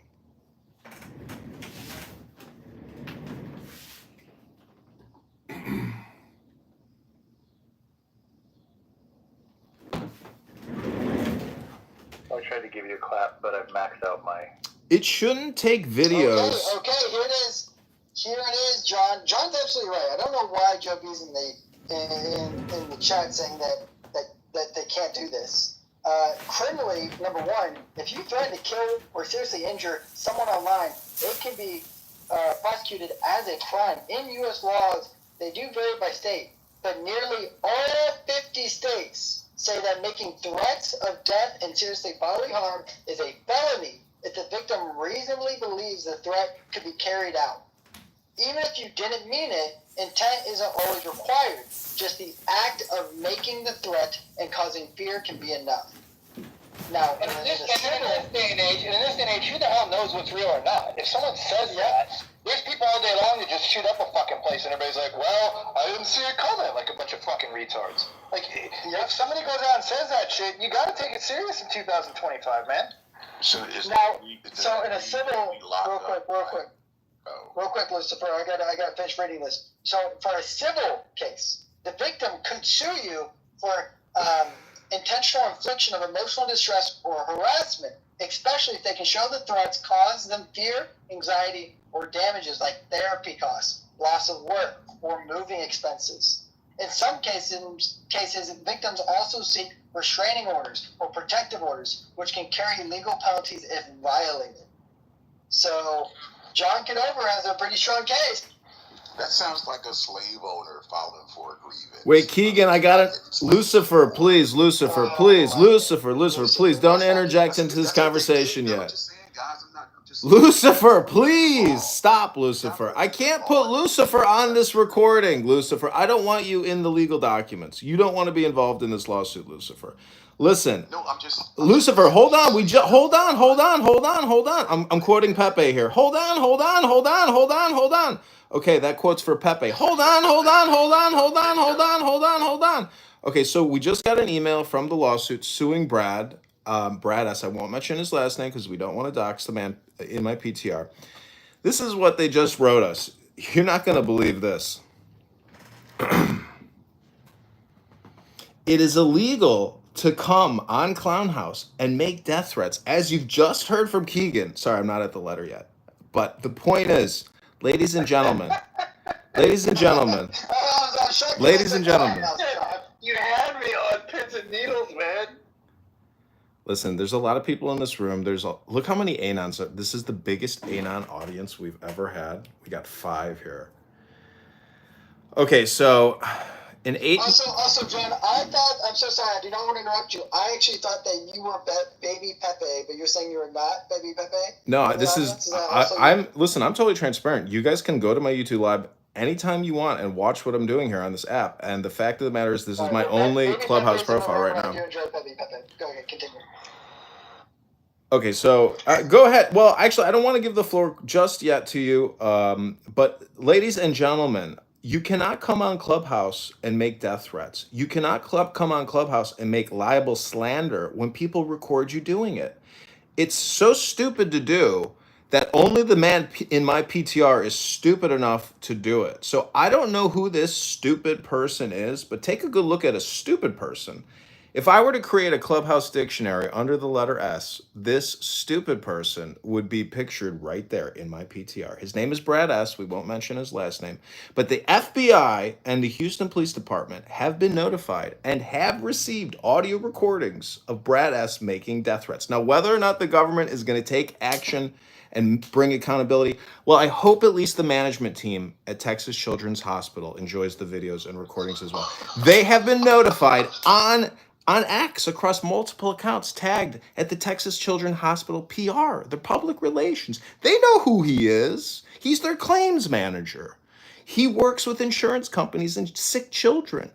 But is this the nice, kind, gentle man at the hospital that might greet a family in mourning who can't pay their health insurance bill? Or is this a man who comes on Clubhouse, knows the answer to every single thing there is, but still makes crazy death threats to women regularly? While he's being recorded and he knows he's being recorded?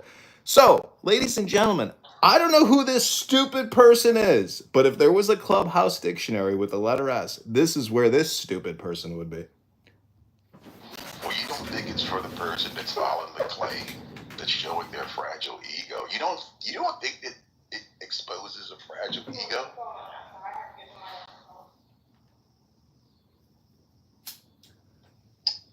John, are we going to hear the email? Who cares about a fragile ego? There's people that make millions of dollars off other people's fragile egos in the legal system every fucking day. He's running for Congress, man. He needs money, Lucifer. Fragile egos aside, he's going to make bank here if he wins. Oh, I see what you're saying. Yeah. I feel you. Okay, we have 6 minutes to the next employee onboarding for the campaign to elect John Kitover. This is an on-the-ground petition circulator.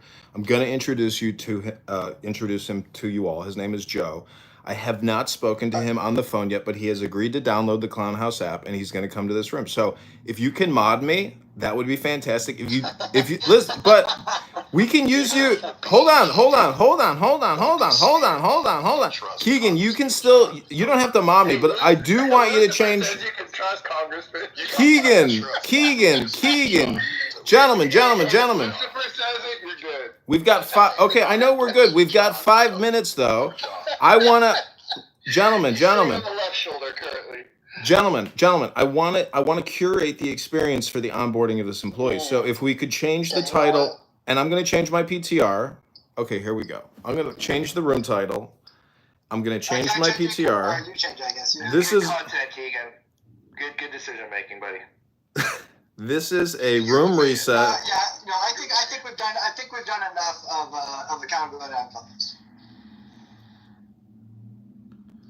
By the way, that's a beautiful picture, Keegan, of you and your dog. There's one more final thing I want to say about a Brad S. This Irish. We should all put pictures of us and our dogs. We'll have to do that. In my opinion, John, I know that you want to do the campaign to elect candidate Congressman John Kitover, but in my opinion, it should be elect candidate Congressman John Kitover 2026. Okay, go ahead and just update the room title to however you deem fit. No. This is not your room, John. Well, see, the thing is, you, as a green bean, that means you essentially have the supermod privilege. It doesn't really matter to me. What I want to try to do here is make this a welcoming and comfortable experience as a new onboarding experience for this, for Joe. So the whole point is to depolarize from the gossip and the drama swirling that happens on this app. And then I just want to say one more thing about Brad S. and this controversy that you've been listening to. Look in my PTR. I just updated it. That is a private video which has been recorded with a major broadcast network. And they went bananas because we did it live and they didn't know I was recording myself do the interview.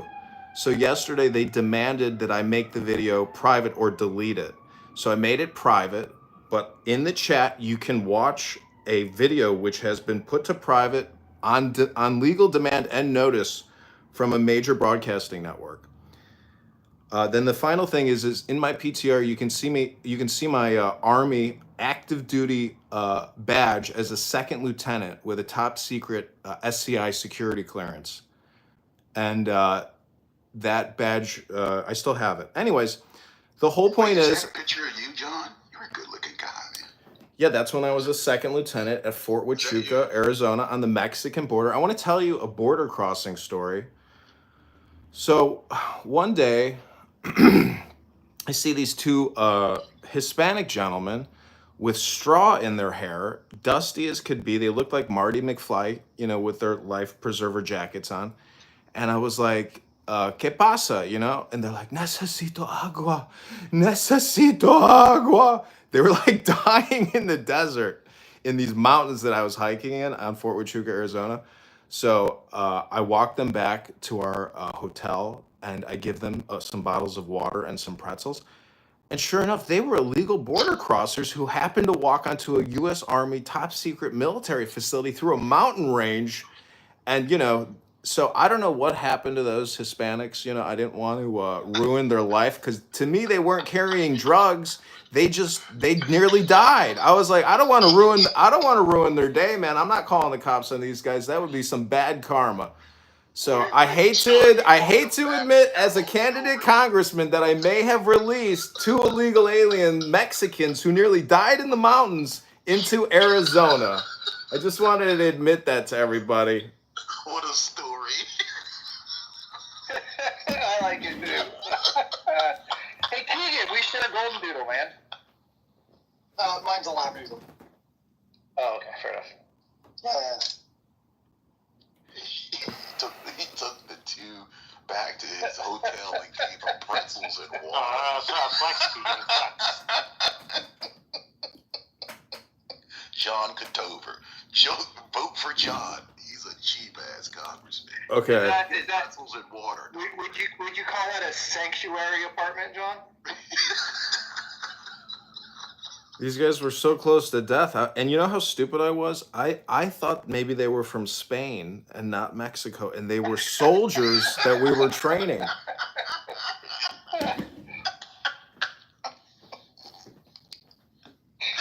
Because we had people from all around the world training on this facility. We had everybody. I don't know the pretzels. We were training Azerbaijanis. We were training Lithuanians. We were training people from South. The U.S. military trains the armies and the soldiers of all of our allied countries in all of our military facilities here. Everything we know, we teach them because they are our allies, and it's a network. It's a love heart network.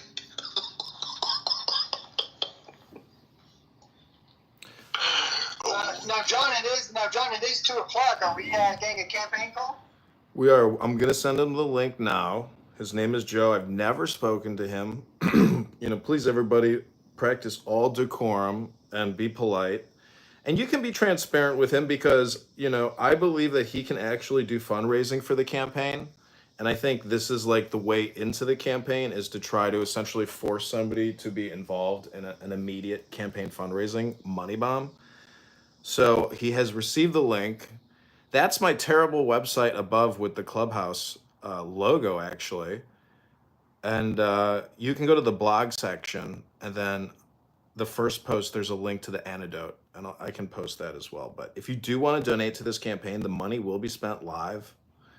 I will film a lot of these people doing circulation petitions, and I'll have them send in videos, come into Clubhouse rooms, post on X. Like, that's part of the job. They're also like a digital campaign content creator. So if you can't do the job, you can't do the job. But this is what we're asking people to do. And this guy said he wants to work now.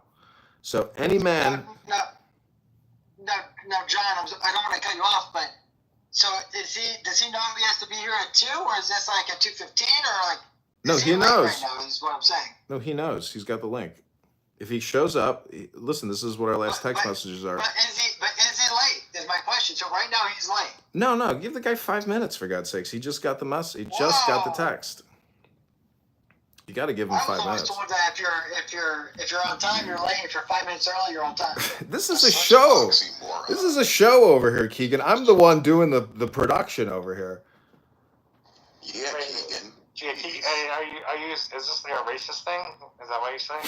Not at all. I'm just making the claim that this individual has already shown me a lack of. No, Keegan, this type of attitude I do not want in this room. You need positive vibrations with this young man.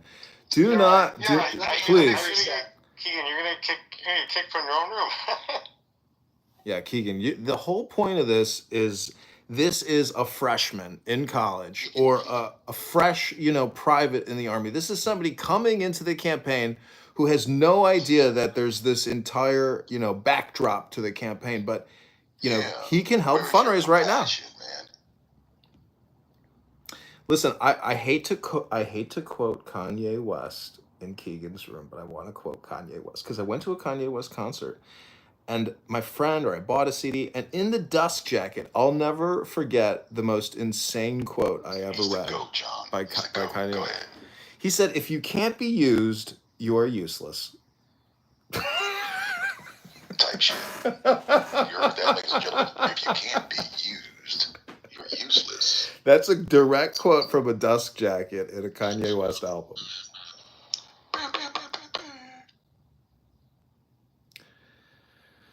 So I hope you're having as much fun as I am this morning. Pepe, I'm sure, is sitting there. I'm not having fun anymore right now.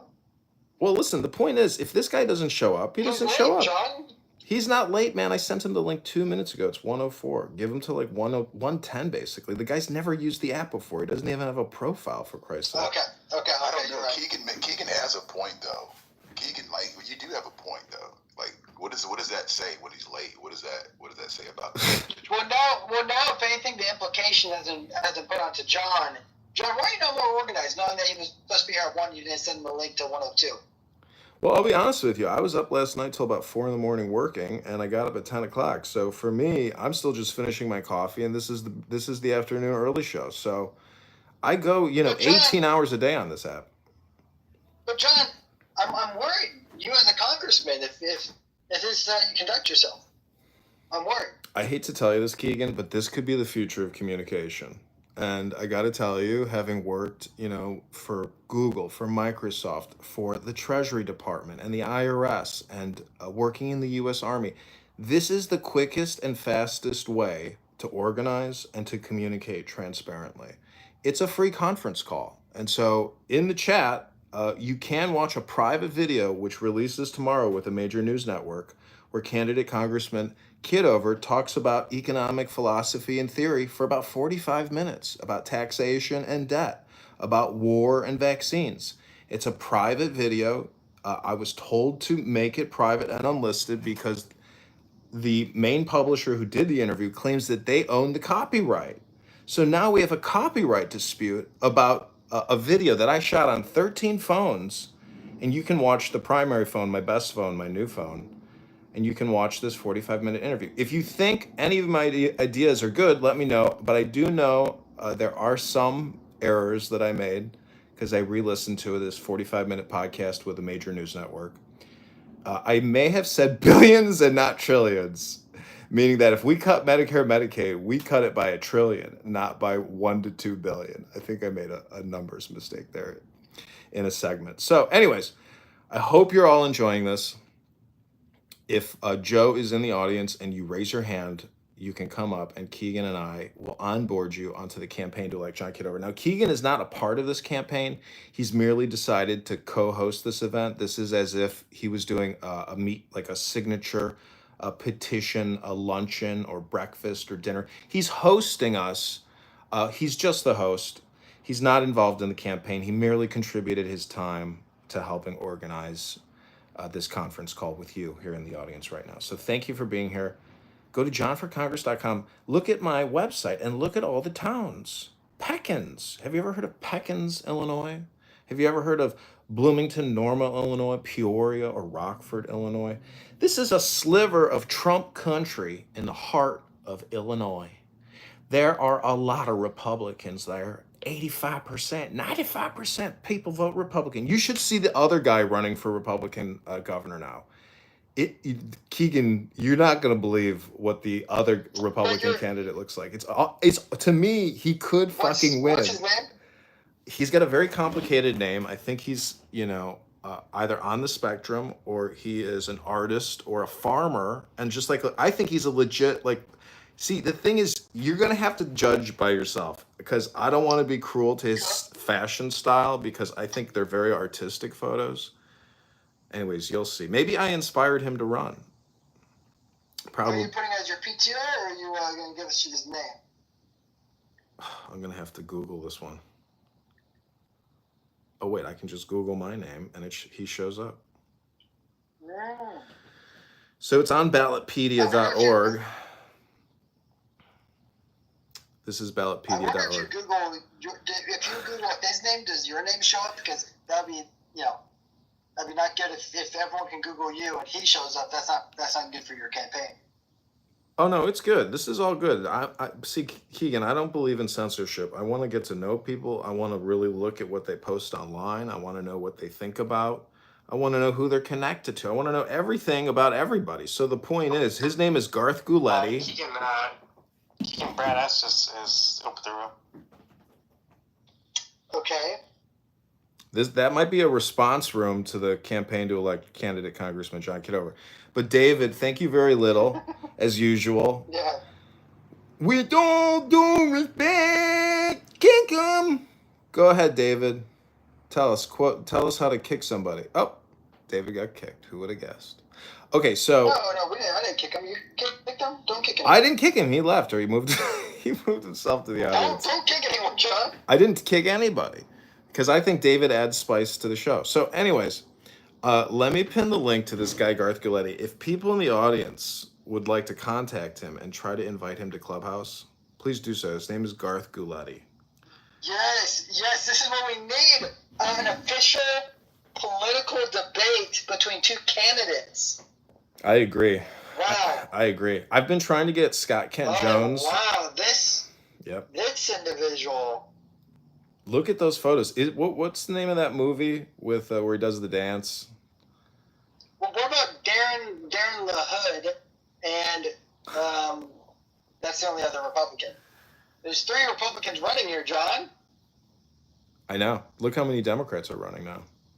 A lot of Democrats, actually. That's kind of shocking. What's going on there? Has a Democrat won this seat before? Well, they redistricted it, so they say it skews 85% Republican, but we're going to find out because people are more politically activated now than ever before because of X and Instagram and everything else. I think people are really vested in politics, and really they view it as like an investment. You know, when I voted Trump, I mean, that's an investment, you know? Every time you vote, you should basically get some type of an ROI percentage indicator on, you know, what you're actually getting for your vote. I mean, it'd be really cool if there was some way to actually track your ROI on your vote in terms of like how much that vote costs in taxes, how much it costs in borrowing, and how much it costs in long-term debt liabilities. Like if you were to determine how much your vote actually costs you, you know, it would be wild. You could track it all. You can, I mean, there's ways to just look at GDP over 25 years or 50 years. Grok lets you do all kinds of amazing calculations. And part of this campaign is I have to put together policy papers or position statements. And I've done so many already on Grok, but they're not really organized. So I don't know. I'm probably going to create a new website soon. But I have so much invested in X. I have so many X accounts and so many YouTubes and so many Instagrams. John, as I'm looking at these candidates, you got a tough task ahead of you. No, it's really not as Keegan. Listen, he looks like a politician. He is a politician, but Keegan, the whole point is my victory is getting on the ballot in March. When I get on that ballot and John Kitover is an option against Darren LaHood, I've done my job. That's all I can do. I'm live streaming this campaign. That's my victory. That's my win. Because no matter what, you can't take that away. When your name is printed on a ballot, Keegan, that makes you an official, you know, it's not just a candidate. It's you've officially ran. Like you have that printout of that ballot. And so, you know, the whole point is this is a branding effort for John Kitover to run in future politics because the political industrial complex controls all the borrowing and all the spending, all the decisions on all the pensions. Everything is tied up in politicians' compliance to the system. So if you believe that we're going to have to practice austerity in this country and we're going to have to cut pensions, you're going to have to vote for individuals like John Kitover. Because that's the only way you can probably keep this Ponzi scheme going. I think, you know, the sooner we realize that we have an artificial 40% borrowed economy, the sooner the stocks will adjust. Yes, people are going to take hefty losses in the stock market when the government stops passing out free money. You know, Aetna, United Healthcare, Blue Cross Blue Shield, they're going to lay off thousands and their stocks are going to plummet 50%. But the market's going to correct. John, when do we start worrying about this campaign fundraiser? He's not going to show. He could be a no-show. When do we start worrying about it? Let me see if he texted us back. Oh, he didn't text us back. I'm going to text him now. No. Are you available? See, this is the thing is I guess I am kind of wasting your time with my show, but no, I don't believe you were, and I don't think that was your intention at all. So I want to give you again, I don't know if I can post the link again, but I hope you watch this private interview because I don't even want to leave the house until this video goes public. And I don't want to upset the publisher, even though he kind of like insulted me afterwards because I didn't respond fast enough on X to him in the comments. You know, there's chat or email on X, and I don't look at it. And so he like called me out on one of my X accounts as like saying he actually said that you should read what he wrote. It's very insulting after I did this 45-minute interview with him. But I will give him a lot of credit. He let me speak. Like he didn't interrupt me. Like he asked me a question and he let me go, you know, for a good couple minutes. I don't know how I come off. I haven't watched the whole thing. And also the camera angle's kind of bad because I was looking at the Zoom conference call and my primary phone wasn't angled that well, but I filmed it on 13 phones. You can hear the police driving by my house hour after hour after hour. Oh, crime is down 38%? Really? Why are the police constantly flying down the streets to crises in the South Side? Please tell me why. I know people in the fire department that say that the numbers are like totally cooked and they don't report even half of what happens. So that's the truth about crime in major U.S. cities. John, well, I don't think this. I think you're gonna have a no-show here, John. You could be right. Let's see what he wrote back. Nothing. I'm afraid, John. I'm afraid we have a no-show on our hands. Very sad. The momentum is strong, though, John. Truly, I believe it is strong. So what is the requirements to get you on the ballot? It's like 675 signatures. How many? Where are you at right now? And are they required to be in your district? Yeah, they got to be registered voters in the 16th district, and so there's a way to look them up on the spot. So have you done some door knocking? Have you? So this is door knocking yet? You giving out pamphlets? So what's cool about X is you can ask Grok, hey, identify 25 voters in Rockford, Illinois, that would consider voting for candidate Congressman John Kitover. It gives you back the 25 profiles. So we message every single one of those 25 profiles by hand and ask them if they want to sign the petition. And if they do, we send them a DocuSign via email. They digitally sign, and we have one petition for every signature. So it's going to be a huge fucking binder because it could be 1-to-1 for like 300. So that's the most annoying thing is every single page has to be notarized. The compliance with ballot access is so laborious and ridiculous and expensive to do that unless you are extremely well organized and really hustling, it is very difficult to get on a ballot. And the challenge and review process. I don't want to interrupt you here, John. I remember actually my mother ran for state representatives when I was a child. She did not win. She did get 40% of the vote, though, which I was very proud of her. Wow. In the primary, which she was running in the primary.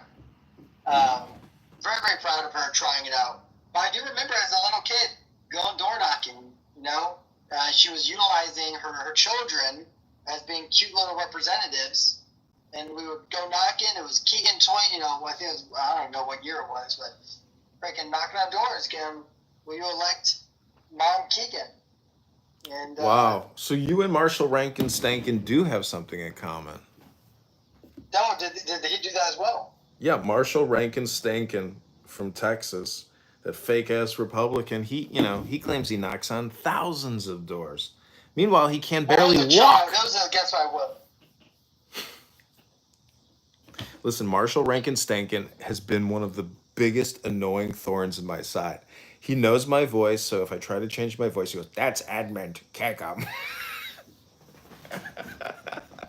He is. I cannot get past through the Marshall detector system. I have not been able to fool Marshall yet with like a prank call. Somehow he always knows it's me. So we're going to text one more individual who responded to the Craigslist ad right now, and I'll see if that person is available to either. John, I'm gonna let you take over the room. I do have to go, but Good luck. Okay, thank you, Keegan. Thank you for hosting. Okay, we're gonna see. Here we go. Hi, are you available? You know, I hope you guys don't mind, but I would like to force every single person who works on this campaign to come through Clubhouse. Is that, wrong of me to do? I don't think it is. I think it should be a requirement. Because if you can't figure out how to come on Clubhouse and join this room, you're going to have a challenge getting signatures. And I got to tell you, people who respond to Craigslist ads, God bless them, they didn't go to Harvard Law, okay? Let's just put it that way. So a lot of people got a lot of difficulties in their life, a lot of anxieties and complexities. And not everybody can join a Clubhouse room if you ask them to. Some people don't respond. There's a lot of spam, so it's like you can't waste a lot of time. I know that I'm gonna have to do the heavy lifting on these signatures like I did before. I had great people that helped me, but we were 60 signatures short last time. And I just want to say that the opposition we ran against, Estella Richards, the 45th Ward committee woman, I'm 100% sure that they committed ballot fraud or petition fraud, leading essentially to ballot fraud. my 364 pages of signatures were dirty, crinkled, and had signatures and scribble all over them. Looked like they had been, touched for years. Their signatures looked like they were printed perfectly, as if somebody with the most perfect handwriting you'd ever seen. So the whole thing is very suspicious. And I got to say, I mean, there's a way to get real signatures, and there's a way to essentially sit down at a table with a bunch of people. And if you have the list and you have the signatures, you can just copy it and paste, copy and paste, copy. I don't know if people did it by hand or how they did it, but they did not go door to door. They did not go door to door. So the question is, how did they get 20 pages of perfect petitions? Very suspicious. But you're not allowed to cross-examine the witness. You're not allowed to practice and carry out the Constitution. So this is how politics works. Anyways, if you click that YouTube link above, ladies and gentlemen, I know this room is coming to an end, but you can watch a private one-on-one podcast interview with candidate Congressman John Kitover before the main footage is released this Friday. I hope you all enjoy. Now, I'm wondering if he's going to edit my clips and put out segments of 10-second snippets. He claims that he has the copyright, but I also claim that I have the copyright as I filmed it on 13 different phones. So this is going to be a very interesting experience and experiment to see how they clip me, if he clips me. And he claims it's his business, and I claim it's my business, and I claim it's part of the campaign. And he's claiming that his copyright supersedes the campaign's copyright, things like that. And we had no agreement, no negotiations. It would be like Trump sitting down to 60 Minutes to do an interview without having any kind of preconditions or contract in place prior, to Q&A and to recording and to final cut, all those things. So I don't have to explain all this stupid stuff to you. I'm sure you can all deduce this yourselves. Okay, this is a clip from yesterday. I don't know if you can hear the audio. Big Beautiful Bill Act gives the Fortune 500 $500 billion a year in tax credits. That's all future tax liabilities for you. It's transferring it from the Fortune 500 to we the people. That's not why you're voting for Darren LaHood, is it? I hope it's not, because if you are, you're voting for your own demise. We're giving ourselves away. The Declaration of Independence says they are eating out our substance.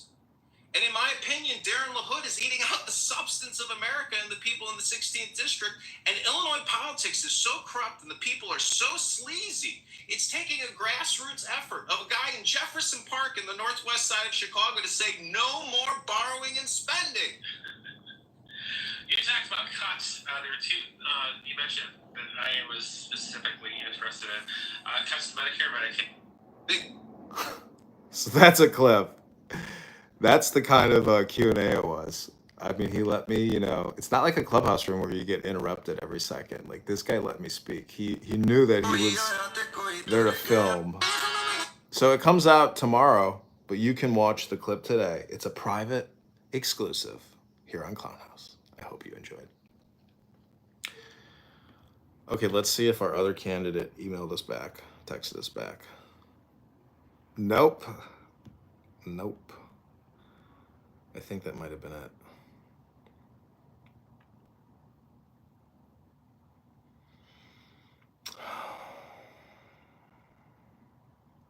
Yeah. I know I'm going to have to do this myself. But I really, see, I have people locally that I can drive up there with me that I can compensate who would do a fantastic job. And really sincerely, but I do need to call her and him. Except the thing is, I don't want to have to drive back, and I don't want to spend a night in a hotel room with these people. That's part of the problem on the campaign. Is like it's like going on a work trip with somebody, and we're not going to stay in that same hotel room. I'm sorry, but I'm not sleeping in a hotel room with you. I don't know. So I'm gonna have to get 2 hotel rooms, which is, you know, we can afford it at this point. But we're gonna hit Rockford first, and then we're gonna go to Peoria, and those 2 towns should be enough to get us signatures. And I have to do this across a couple weeks.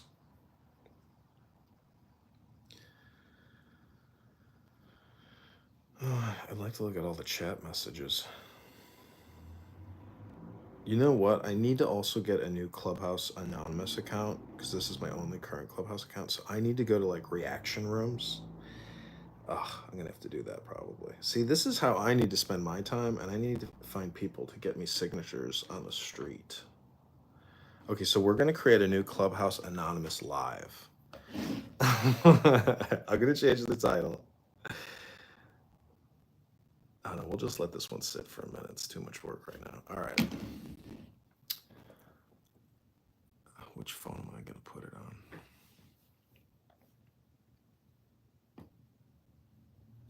Okay, so I'm gonna play some meditation and prayer music to relax, because, you know, politics is very high vibration, because I consider what I do to be very performative, but it also shakes me to the core. So I like to try to de-stress and relax with a little HMS Pinafore. But first, a video of Brad Stauffenberger slicing potatoes.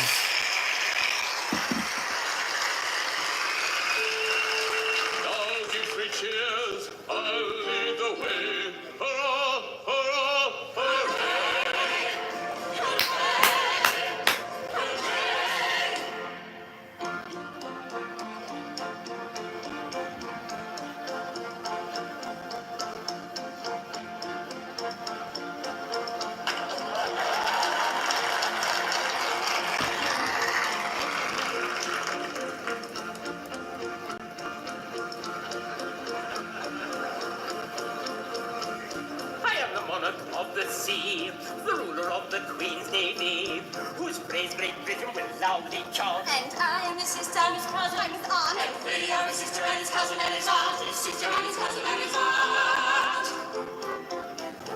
When at anchor here I ride, my bosom swells with... Okay, I'm gonna pause this because I think it could probably trigger a copyright warning.